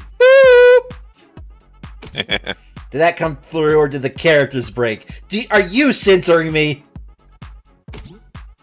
It's supposed to be a guy giving you the finger. I take it Cube is a programming language? What's special about it? It's Square. Pretty much anything coded in the last 20 years is web-based. You code with the assumption that you'll always be connected. So you can depend on having fat libraries of references to lean on. And if something does go wrong, your errors get reported to you automatically. But not Cube. You can look it up. I'm not your Google, but basically Coop was originally for robotics and like machinery. Stuff that had operating mines under the ocean. Middle of nowhere fields with zero signal surface. So Coop had to be self-sufficient. How rugged. Where'd Asher learn Cube anyway? It's older than dirt. From like the 40s. I don't know. I think his father had a machine shop or something. Vague. Yeah, well, David didn't like to talk about his family. And I never asked. Considering how GNC David is, I don't blame him. What did your private no, Sarah. I'm Sarah. What did your private investigator have to say, Adonai?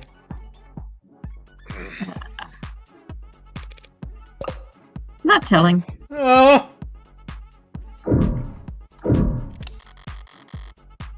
Stage for the Talon. Pretty close to the floor. Guess it fits with the whole round table aspect of the place.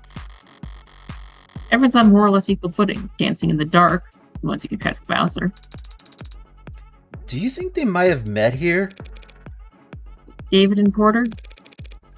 I can't see David walking in here.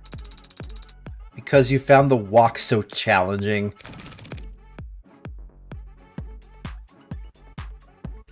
Because it's too loud to relax. Not dark enough to be anonymous. I see. What's that face?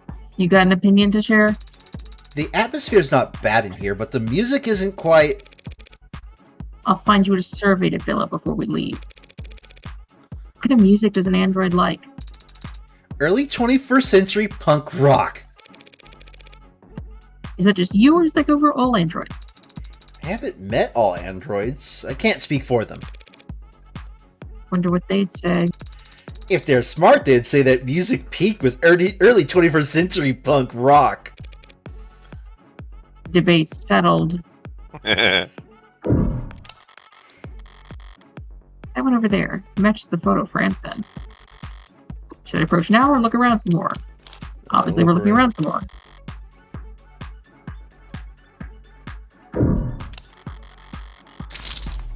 Bar stocked with full of colorful selections and busy bartenders. This isn't the kind of club you can order food in.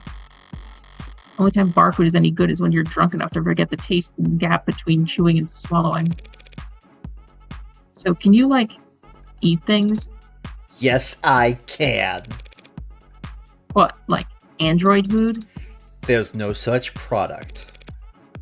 So what do androids eat? Online user guides for Noble's War models clarify that they don't eat anything in the traditional sense. They get their energy from electrical charging, usually wireless. Whenever they need to eat, it's to replenish specific vitamins and electrolytes. Sounds a lot like what mod users go through with their sports drinks and their energy bars. And charger separation anxiety.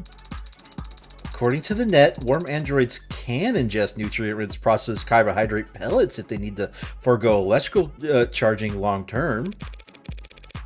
Processed pellets? You mean like kibble? Like dog food? Hey, Adonai, you got a pet! Wait. No, it's not like dog food at all.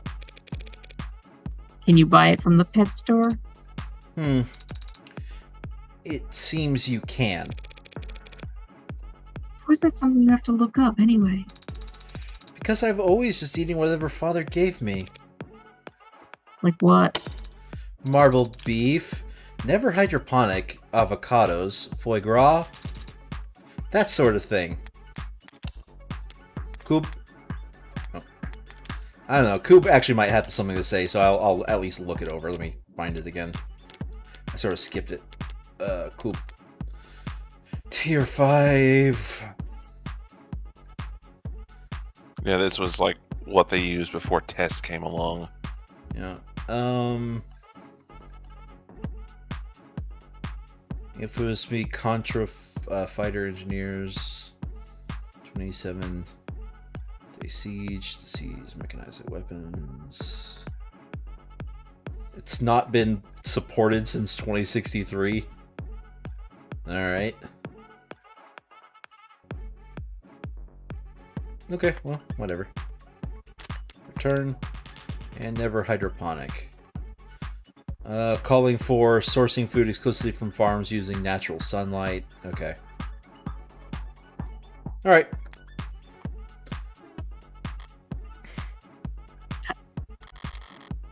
I am not paying for any of that. What kind of reading materials gets left out of the club? A tabloid interview? Colin, do you want to be our reading comprehension guy? Did we lose Colin. We might have lost He's Colin. still in the call. All right. Colin. I'm hearing a microphone. Thank you, Jordan. I can take it if you want. All right. Exclusive sit down with luxury. I'm here now. Sorry. I was listening to the stream. I was just letting my headphones charge because it kind of ran out of battery. So. Well, technically, this is an interview, so we can trade off if you like. Sure. Why don't we do that? You take the interviewer. All right. So Or are you start gonna read the reading. first? Yeah. You've heard her name on everyone's lips. You've seen her face in magazines and commercials, and then double check to make sure those photos weren't labeled as edited. Oh, is Now- this Kaguya? No. Get all your burning questions about her answered here in our exclusive interview with the mysterious young woman who's being called, and perhaps the only truly unanimous vote of the net ever seen, the most beautiful woman in the world. Why the name? People think it's an ego thing, but it was just a random username I picked back when I was at Grassroots. And then it was a pseudonym to give me a little shade from all the attention. Now, it's a brand. I can't change it without setting the stock market into a spin, so... You're certainly influential. After partnering with you, Intui saw a 3,000% increase in its share price. Yay! I'm happy for them. Of course, but to be honest, it's a pain at times like this. Keep She reading. gestures towards her clothes, a plain white t-shirt and gym shorts with no branding visible on anyone else. It might seem sloppy or even unflattering on her. It only makes her natural beauty stand out that much more. Who are you wearing, by the way? I can't wear anyone unless I'm attending something. If I don't dress like this, all my sponsors fall into bidding wars every time I leave the house. Does it stress you? All that attention? Stress is bad for your skin, right? They say mine's flawless. Can't argue with that. So, do you have any skincare routines? Any tips you'd like to share? Be a little bratty, act a little spoiled, keeps you young. How old are you exactly? Everyone's dying to know. 18 to 29, now and forever. Don't get stuck Don't on a get stuck cliffhanger on- like that. Hurry, log in below so you can read the rest quickly. Time is running out. You need a sales voice for that one. Okay. Well, however old she is or isn't, Luxury's got one hell of a mind for business. Would do her more good with that than that face in the end. Maybe. It's one hell of a face. Meantime, she's Powerful. obviously. Some rides are too meteoric for even the Megs to grab the reins on. At this point, Luxury's got them at her mercy. She can send their stocks into disarray with one selfie. Good for her. Okay, yeah, that's him all right. Looks like he's killing time before his sets tonight. Are you unsure of how to proceed, Adonai?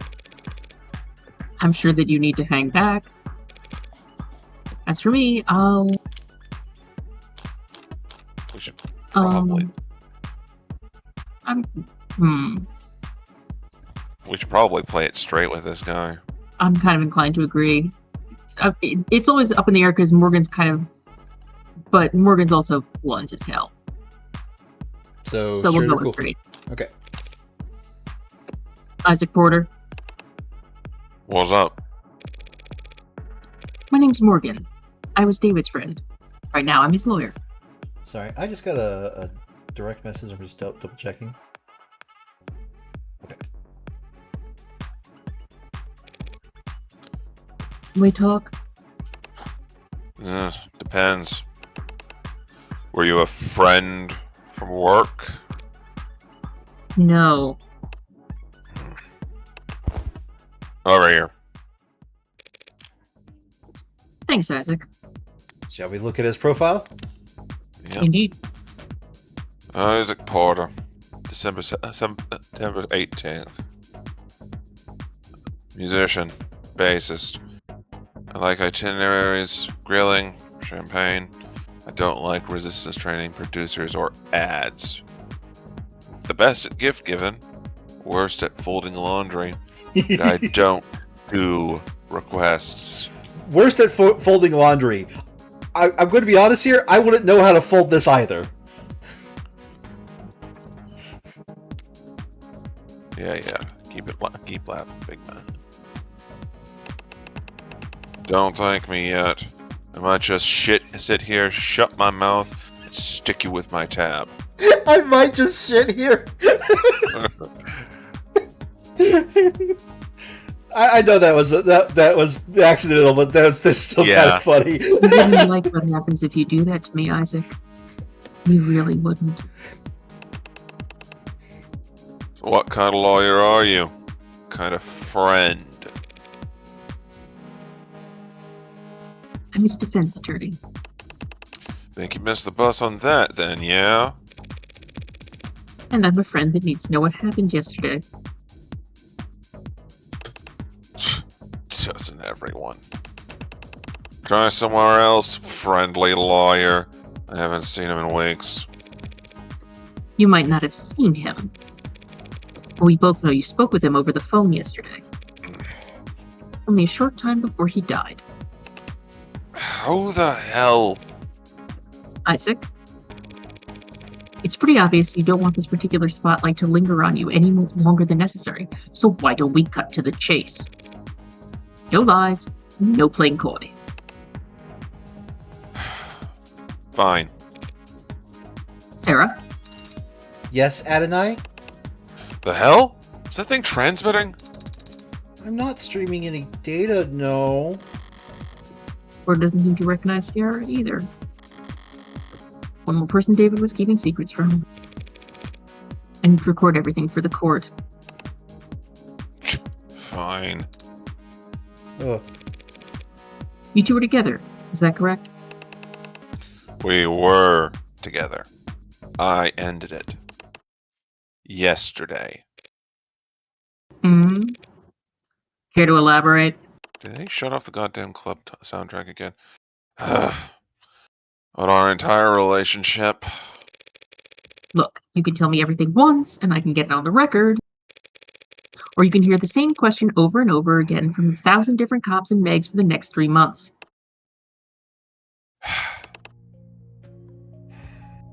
We met in a bar. I'd seen him come in a few times, each time with someone else. Each time talking with his mouth, but not looking with his eyes. It ticked me off. Scribbling on napkins and letting his single gin and tonic sweat onto the table for 2 hours. His dates would all go to the bathroom or take a call and slip out the back. One of them didn't make it 10 minutes. And he'd still sit there the rest of the night, unfazed. Couldn't tell if he was oblivious or stupid or shameless or the most confident man in the world. And he ticked me off. One night, things were slow. I said it'd been canceled, and his date hadn't even bothered to think of an excuse before bailing. So I asked him why he insisted on coming there, night after night. Just to ignore vapid people he wasn't interested in at a shitty bar with drinks he didn't like. And he just said, "Because I like your music." Huh. Man, did that tick me off. It was cute early on. Him being so passionate about work I could barely pretend to understand. And I liked that we gave each other space, you know? Felt like we were being mature or whatever. Until? was no until. No one day where everything turned sour. But at some point, I started to understand where his priorities were and how I ranked in them. Like I said, he was passionate about his work. I just wrongly assumed that he would also be that passionate about me at some point.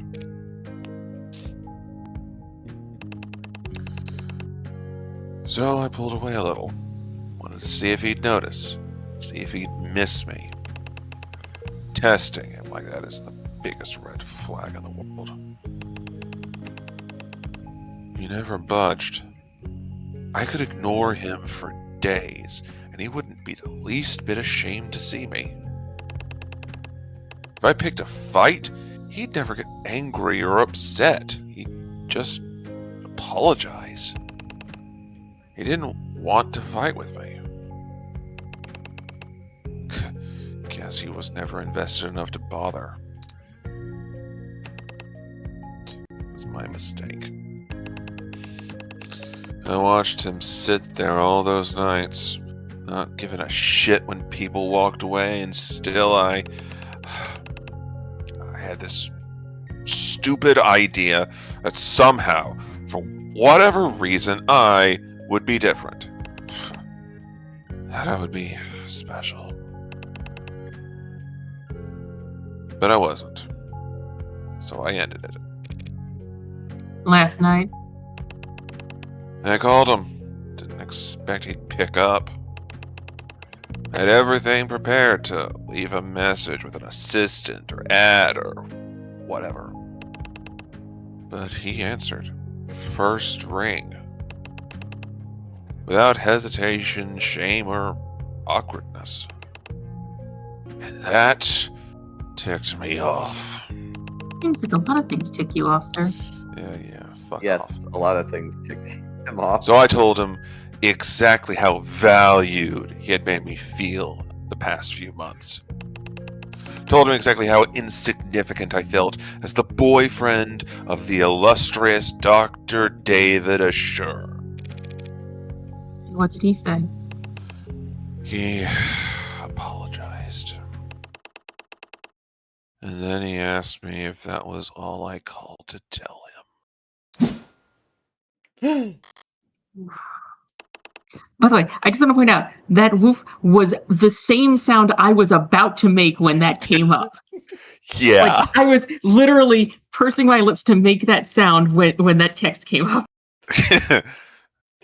I hung up after that.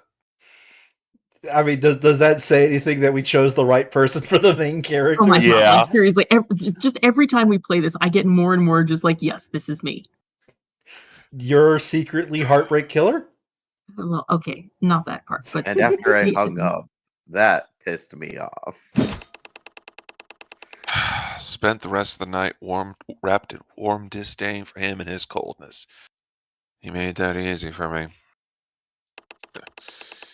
I went to sleep hurt, but clean, ready for something new. And then, this morning, I wake up to see that my ex killed himself not 2 hours after he let me walk out of his life without so much as a don't. What the hell, man? What the hell, David?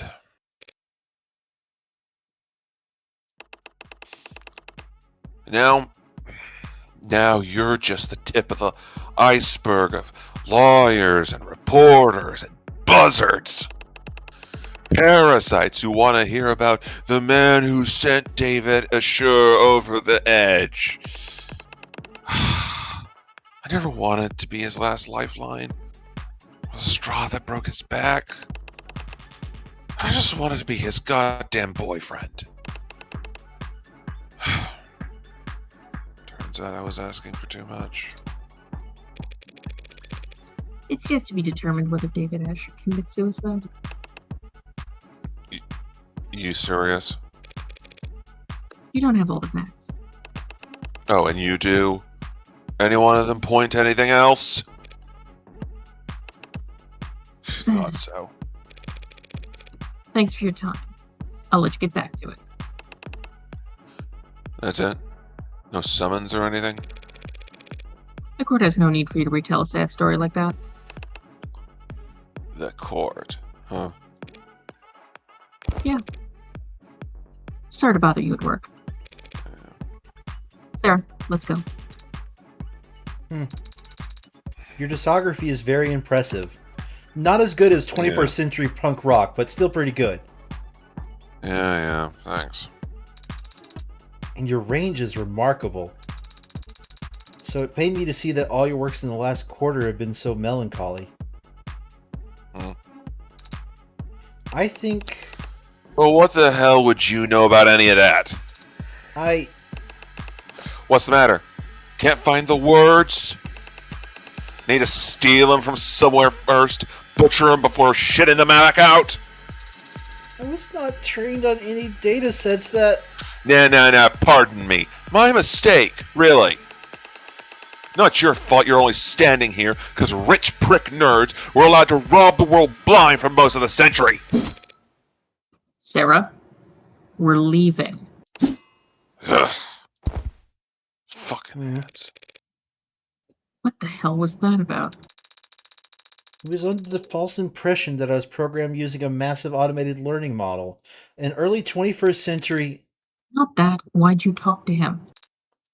Huh? I wanted to. I just felt like I should say something to him.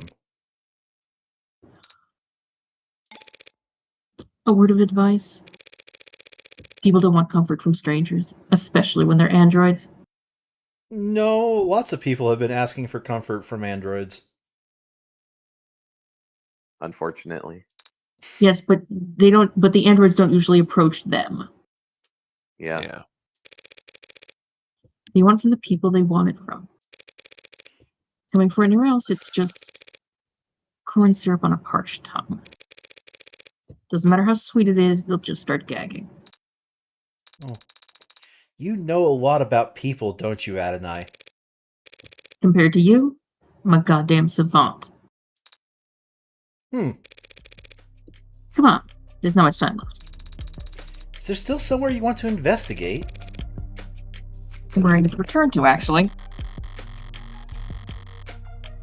Order was right. As things stand, I don't have any evidence that could establish an alternative interpretation of the facts. But if there did exist hard evidence that could prove his death wasn't a suicide, there's only one place I could find it at this point. I assume it's at his place. 5:16 p.m., July 1st, 2086. Noble Employee Housing, Building Platia. Penthouse basement.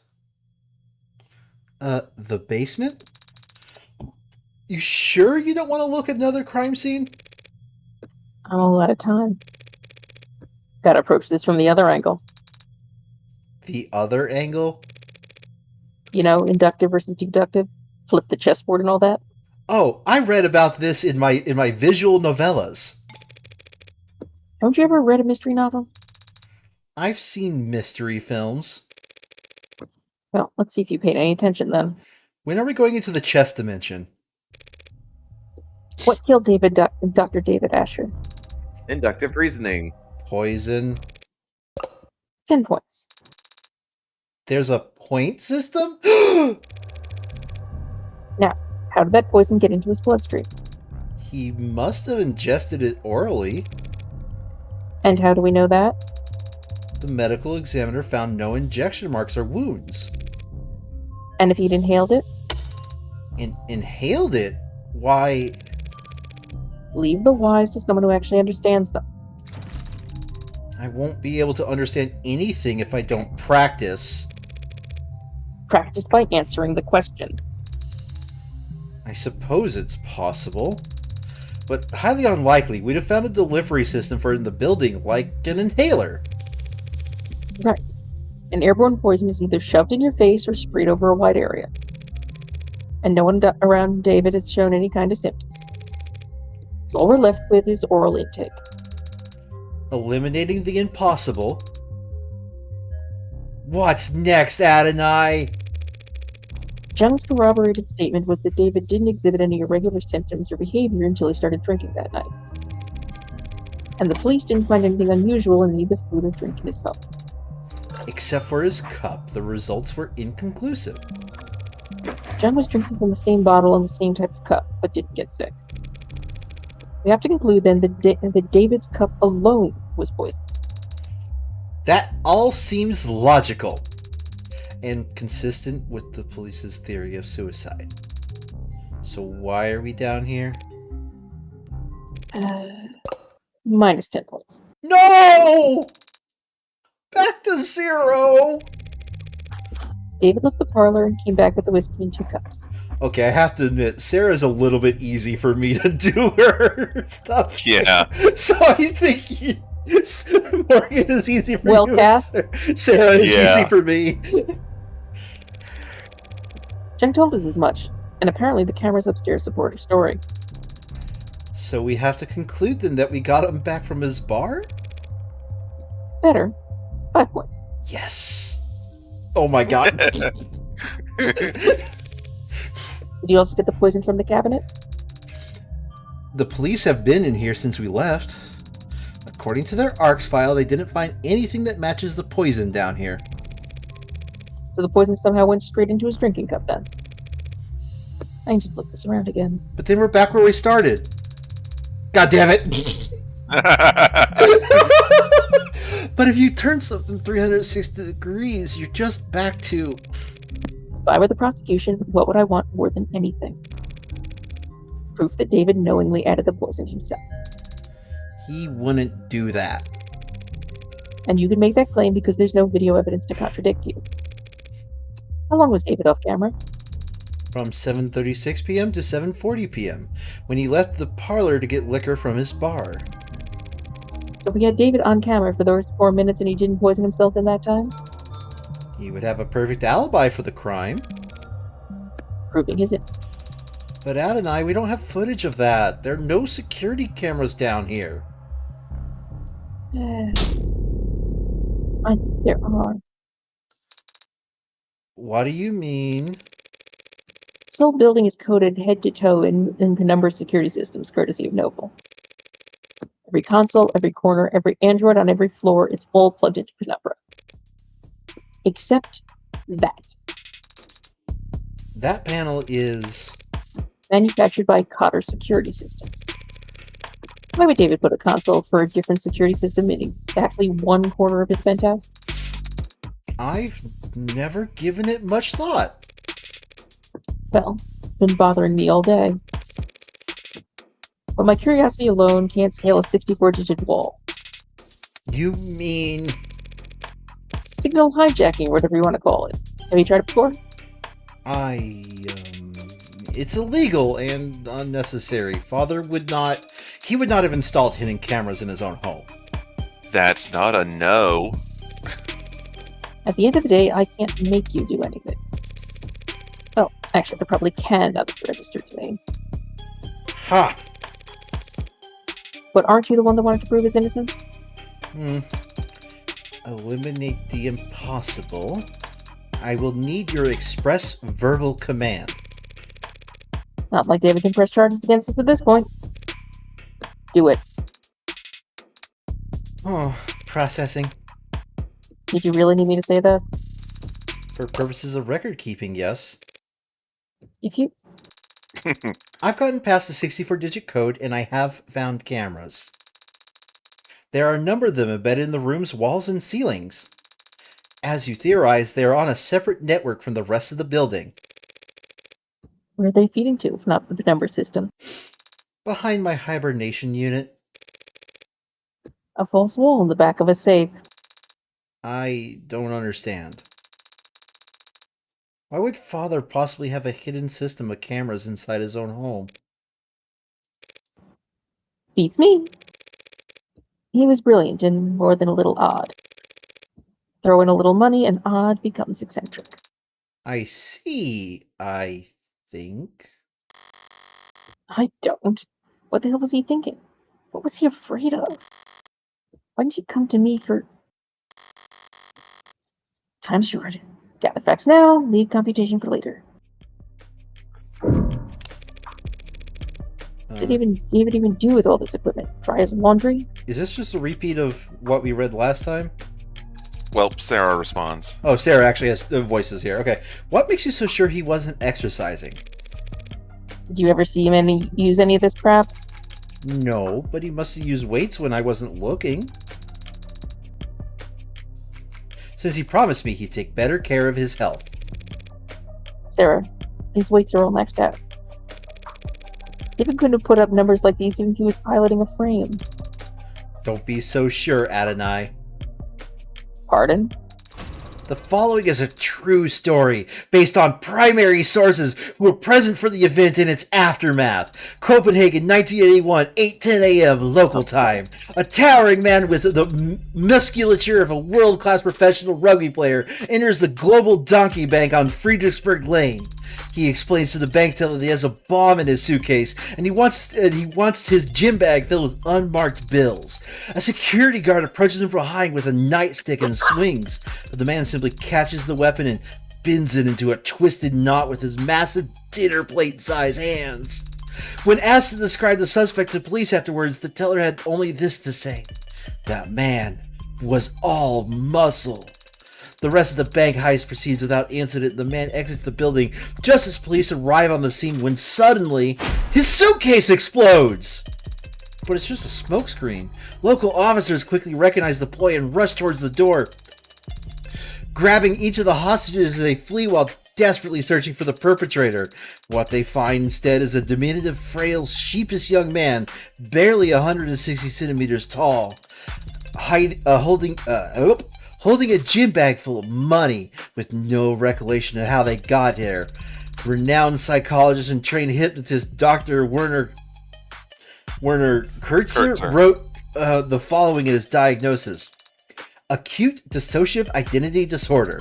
That's right, the man had a split personality, and so great was the disparity between the two halves that when they switched control, he physically changed, becoming taller, bulkier, and capable of producing unthinkable feats of strength.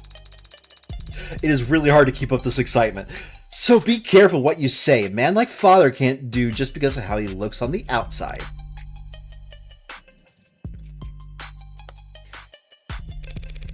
Sarah, every single word you just said is false. Huh? Don't believe everything you read on the net. Aw.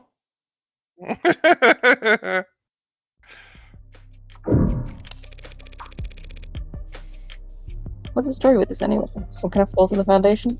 I don't know. I've never noticed that crack before.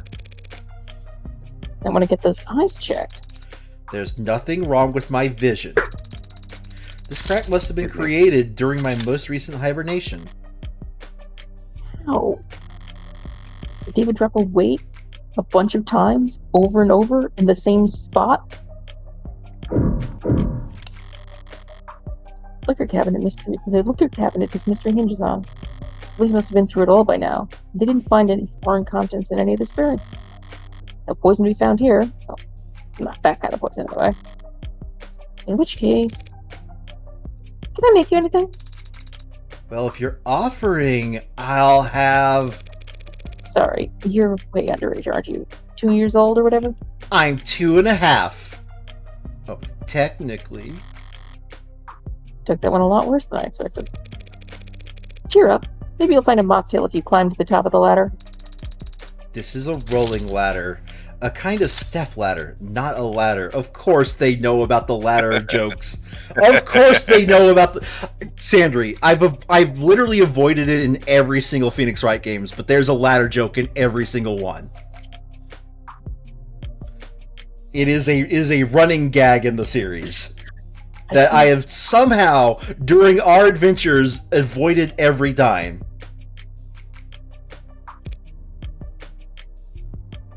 What? Remember, a ladder extends, but a stepladder folds out. And? It's important to know the distinction. I'd bet my life savings that this subject will never come up again. Ever. If I can, it'll come up every case.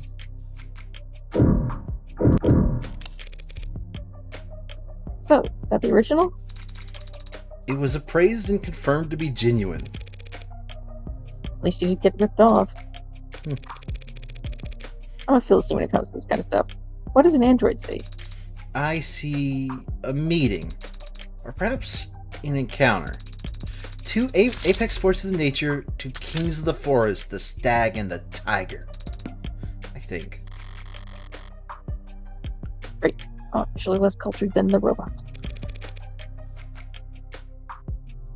Alright, let's refocus here. So there's some kind of hidden door behind your bunk, huh? Essentially, though a bunk bed would imply a second or a third. How do we open it? One moment. I see. Got it open already?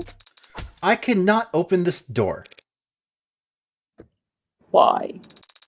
It's a Tethys Basics. It's a Tethys Basics Sturditure. Sturdy cure. Sturdy cure. As in sturdy, secure. Yeah, no, it's just the first two words are throwing me with a tongue twister, and I don't know why. It's a Tethys Basics Sturditure. Whatever.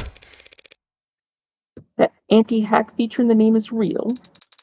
It's a closed system, Adonai. What the hell am I supposed to do now? Strange. There was an if-then toggle enabled in the security parameters. I don't follow. When Father last adjusted the settings here, he made it so that the door would never open so long as I was hibernating. And he made it so that I was the only one who could wake her up. Meaning this door is only a door that I can open? It'll be a 6-character password, some combination of numbers or letters. Did you and Father have any influential moments in your life that resolved around a 6-letter word? Nothing comes to mind. Oh. Looks at the name Morgan. Is there a code word that he knew only I could learn? Oh, it actually... Was that your name you just tried? It's 6 characters, isn't it? Yes, but it's not exactly secure, Adonai. Anyone who knew you and Father were close could have tried guessing it. What if it's Adonai? Yeah. Was there some word that only the two of you knew? A nickname. Which everyone just calls me Morgan. Not everyone. Did I just guess it? Yep. It's Adonai, isn't it? I was wondering if that was the other one. It's opening! What was the password, Adonai? You'd never guess.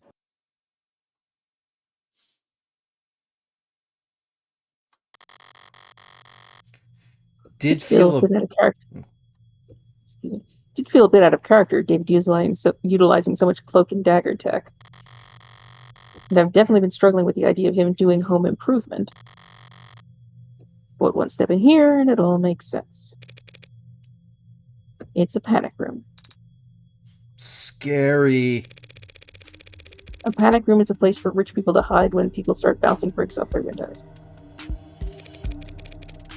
Typically not even on the blueprints. So when Noble built this penthouse for one of their executives... Someone slipped this into the mix, and it's remained in Noble's blind spot ever since. All David had to do was repurpose it. Make sure you're capturing all of this. I don't want to miss my one chance because of a discovery technicality. I understand, but you need it specified. My memory is flawless. I can play back visuals, sounds, sensations. I can even give detailed reports on air particulates. You mean you can smell? Better than any human and some canines. So does it smell stale in here to you? Stale? It doesn't to me. Almost like someone's been in here recently. Almost like someone visits here frequently.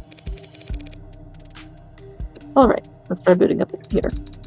You don't think the console is password protected? 2 physical doors, a 64-digit code, and a half-ton android, and a secret phrase? David set a password on his PC after all that. I'm going back to the morgue to have a word with him. Good. He's already signed it. You're looking for camera footage? I'd also settled for a note plainly stating that he feared for his life. What am I doing? Here, you search for video files. They'll probably be timestamped and formatted for short-range devices. Oh. I have the subfolder. The camera stream live data constantly, but the files are clipped at fairly regular intervals. Once every week, it seems. The most recent video file here has footage going back 8 days. It was accessed yesterday around 4 p.m. You were asleep then, so the only person who could get in here at that time was David himself. Alright, let's see it then. Of course, it's just... I'm having difficulty. What? Try double-clicking? I've been trying to open the files from the moment I discovered them, Adonai, but they are encrypted. Damn it, David. You leave me enough clues to get this far, but you don't let me use your computer? What's the brand on the encryption program? If I rush a subpoena, they might have a backdoor I could bluff them into.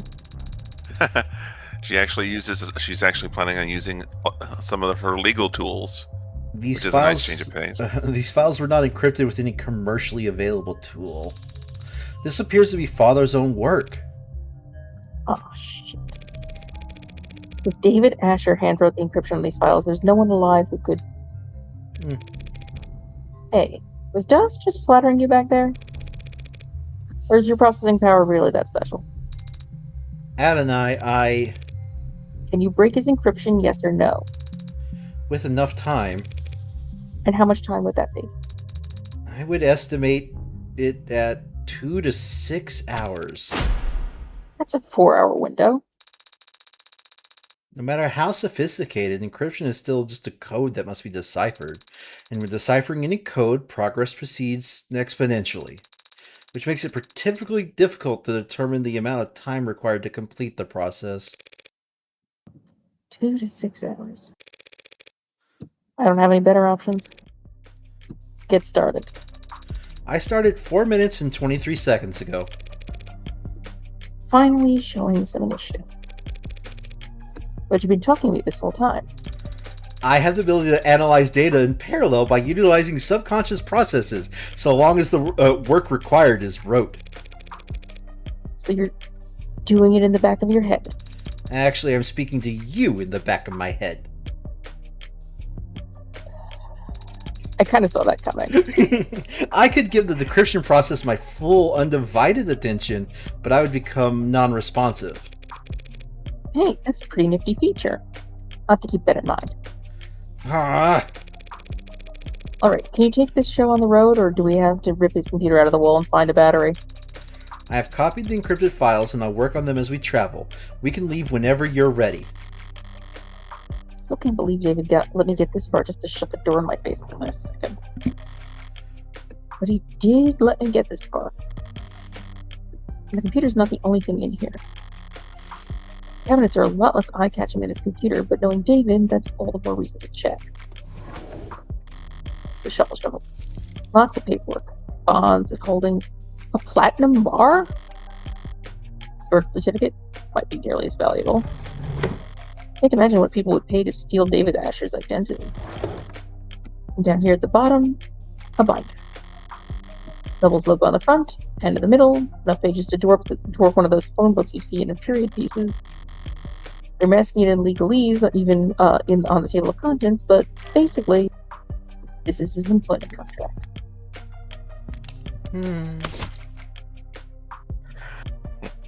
Not a light read. Hold on to this for me. It must be very important if you're giving it to me. It's certainly very heavy. Was there anything else in there? Expecting an updated copy of his will to show up? No, but I want an updated autopsy report. It's a possibility, isn't it? Maybe in a corny old murder mystery. A widely loved and respected genre with over 2 centuries of... There is something else. Your papers. That Evangeline Morgan be given immediate and complete ownership of the android designated Sarah. Stated to a few weeks back. Had he already made up his mind about all of this? He had. Why'd he hide this where no one else could find it? It's like just a backup plan? Well, at least we've got something more concrete than Starling's word now.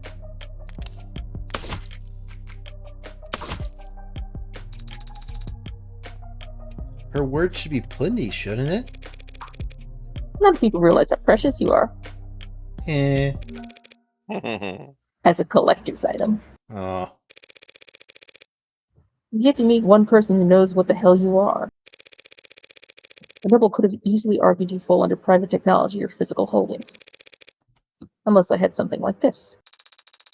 It's good that you do, then. I'm glad that father wanted me to go with a friend of his. Yeah. This will give me a huge tax write-off when I donate you to a for-profit college.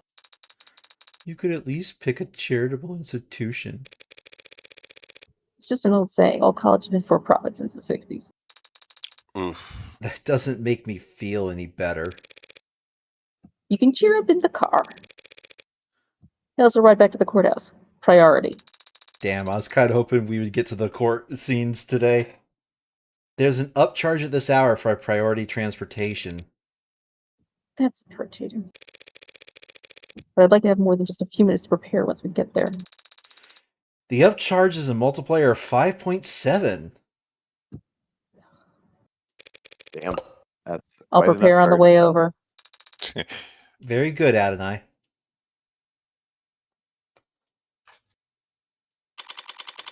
Well, shall we keep going or just make the black void our save file? We can go a little bit further, actually, because there's still the travel, I think. Okay, because I've been sort of fading in and out again. Huh. Ooh. Does it excite you going to courtrooms? What do you mean? You don't feel the tension in the air as the audience murmurs amongst themselves? You don't feel a fiery sense of justice rising in your gut as the prosecution smirks at your ragtag assembly of witnesses? Do you really think this is some kind of movie where the good guys save the day? Probably not. Though that would be nice if it were. Yeah. What's your deal, anyway? Did David train you off a movie marathon from hell or something? We did watch films together, if that's what you're asking. Although he is rarely the one who suggested it. So you were the aggressor. What's your android get out of watching a flick, anyway? What do I get? Why do you do it? What's your reason? I'm not sure how to answer your question. Never mind. I forgot who I was talking to. Yeah. I like the performances.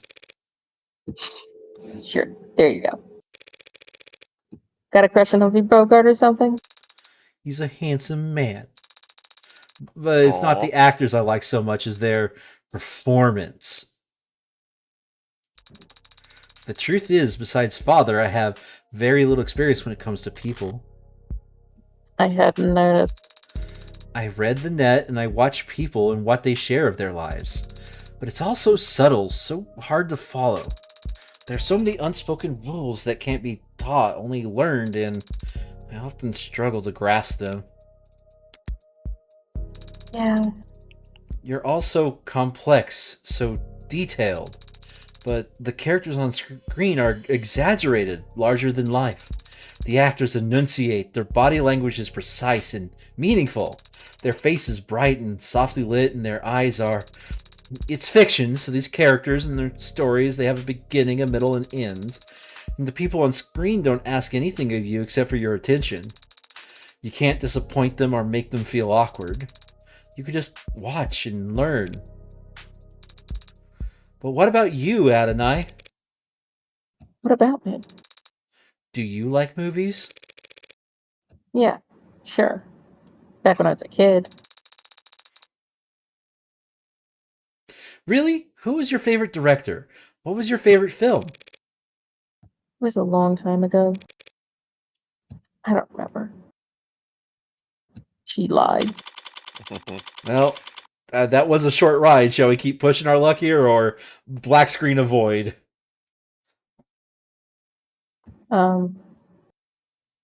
15 minutes.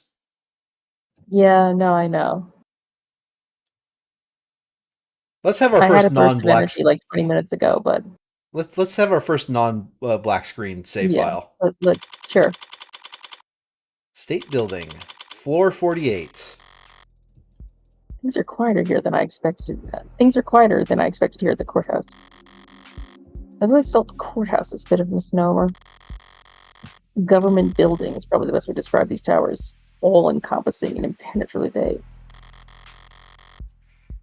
100 floors of officials and documents and paper-pushing queues. A couple of dozen courtrooms squeezed in along the way. Didn't think I'd be arguing in court when I woke up today. Didn't think my friend would be dead, or that he'd have to thrust an android on my lap either. I could just walk in there and concede. Emma would be irritated, more than a little confused, but I could play it off as an exercise in grief. The android would complain, loudly of course, but I wouldn't have to listen to it. Now that it's registered my name, I could probably just order the damn thing to reset its memory. But I haven't done that. I guess I don't plan to. Why? Must be because I have my suspicions as well. Sarah insists that David would ever commit suicide, and I haven't actually stopped to ask myself whether or not I agree. He was rational, subdued, private, hard on himself, and not prone to emotional outbursts. So maybe that's why I'm finding myself outside a courtroom prepared to humor and add suspicions before the state. Because I don't really believe David killed himself either. What's your progress bar at? I can confirm that I'm making progress. Well, shit. Let's not get ahead of ourselves. But it would be difficult to summarize that progress in terms of a completion percent. Give it your best shot anyway. 4%. Are you feeling confident in your case? Markedly less so after hearing that. Do you think the judge will be amenable to your argument? What are you talking about? Do you know the judge we've been assigned? Are they particularly lenient or strict? Adjutants are always a coin flip, so... Huh? You do know what an adjutant is, don't you? I've played StarCraft. Are you expecting to see a bearded old man with a robe and a gavel when we get in there? Yeah, and he'll be voiced by a person who's really bad at doing the old man accent. Should I not? Adjutants are android judges, okay? With all the authority that entails. Just clearing up. Yep. Actually, this is a lot of information we might want to read, but just remind ourselves when we come back. Okay. I am surprised to hear that people are willing to accept rulings made by automated dependents. Rulings come from landmark cases in the higher courts. Those are passed down by actual judges, real people with decades of study and experience. But not every eviction case or traffic ticket ends up in court requires years of legal expertise. Sometimes we'll even use a referee in the sentencing algorithm. So, androids are used to reduce caseload? Been that way for decades. But how has a law replaced judges ever enforced? Wouldn't there be injunctions stalling? Judges did fight for years, at every level, and in every theater. But the public lost their patience with that kind of obstruction during the 60s. The state needed to shred budgets across the board. And so judges couldn't be replaced by years of legal battles. They're instead ushered into early retirement by the unrelenting force of our great nation's accountants. And it's not controversial having machines determine sentences for human beings. Whatever controversy there is, it gets aimed at the machines, not the people who put them there. And the machines can't lose sleep over it. Huh. Besides, it used to be that even the most high-profile case of crimes wouldn't get to court date until weeks or months later. Nowadays, most crimes are prosecuted within a single business week. It's the 3-day system? And that's not rushing things? Keeps people in my line of work on their toes, that's for sure. I'm just surprised to hear that there's so much haste. Didn't they teach you about classical conditioning in android school? You- Gotta feed the dog immediately after you ring the bell. If punishment doesn't follow the crime in quick succession, the lesson doesn't stick. I see. But if adjutants are so effective, why are they used in every trial? Why aren't they used in politics? That's a logical question to ask. And the answer is... That logic only gets you so far when it comes to people. Doesn't everyone want the courts to be just as possible? Wait, what? Doesn't everyone want the courts to be just as possible? No, as just as. As just as possible, okay. If adjutants are really impartial and incorruptible... Everyone wants justice, sure. But there are other considerations to be had. Such as... Disgust. What? That's all people really care about, what all their morals boil down to. Is what they do or don't find disgusting. The problem is, everything's more palatable when viewed through a screen. So when everyone sees the world through AR and cameras and no one ever gets dirt under their fingernails, you'd be surprised what you can get away with.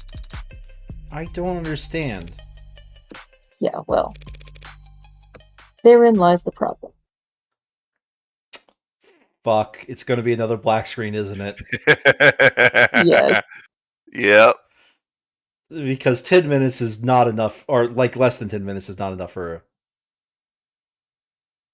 For a solid scene. Game? Oh. Game? Oh, it's still going. It's a black screen. I mean, it does make for a good, like... It makes for a good stopping point, but... Alright, well, here, just, let me just go ahead and, do another save file here, and... Oh, look, a black screen! I mean, it's kind of perfect, really. Yep. The void consumes all. Soon our phone will be nothing but nothing! You okay there, bud? Okay. Yeah, I am hiccup. going to sign out and try to recover a little bit of energy so that I can be awake until it's actually time to go to sleep. All right. Rest well, Sandry. All right. Take care, y'all.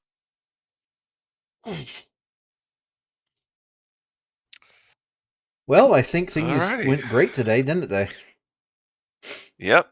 I didn't have to talk a whole lot, so... It was mostly being Sandry. Yep. It really was. Oh, God. Let's get to the title screen. Well, I don't know. I had fun. I'm still sad we didn't get to the character that I know I'm going to annoy Sandry with. Well, that's what next session's for. Oh, yes. Let's just say Maya's coming back. You good, Colin? Yeah, I'm good.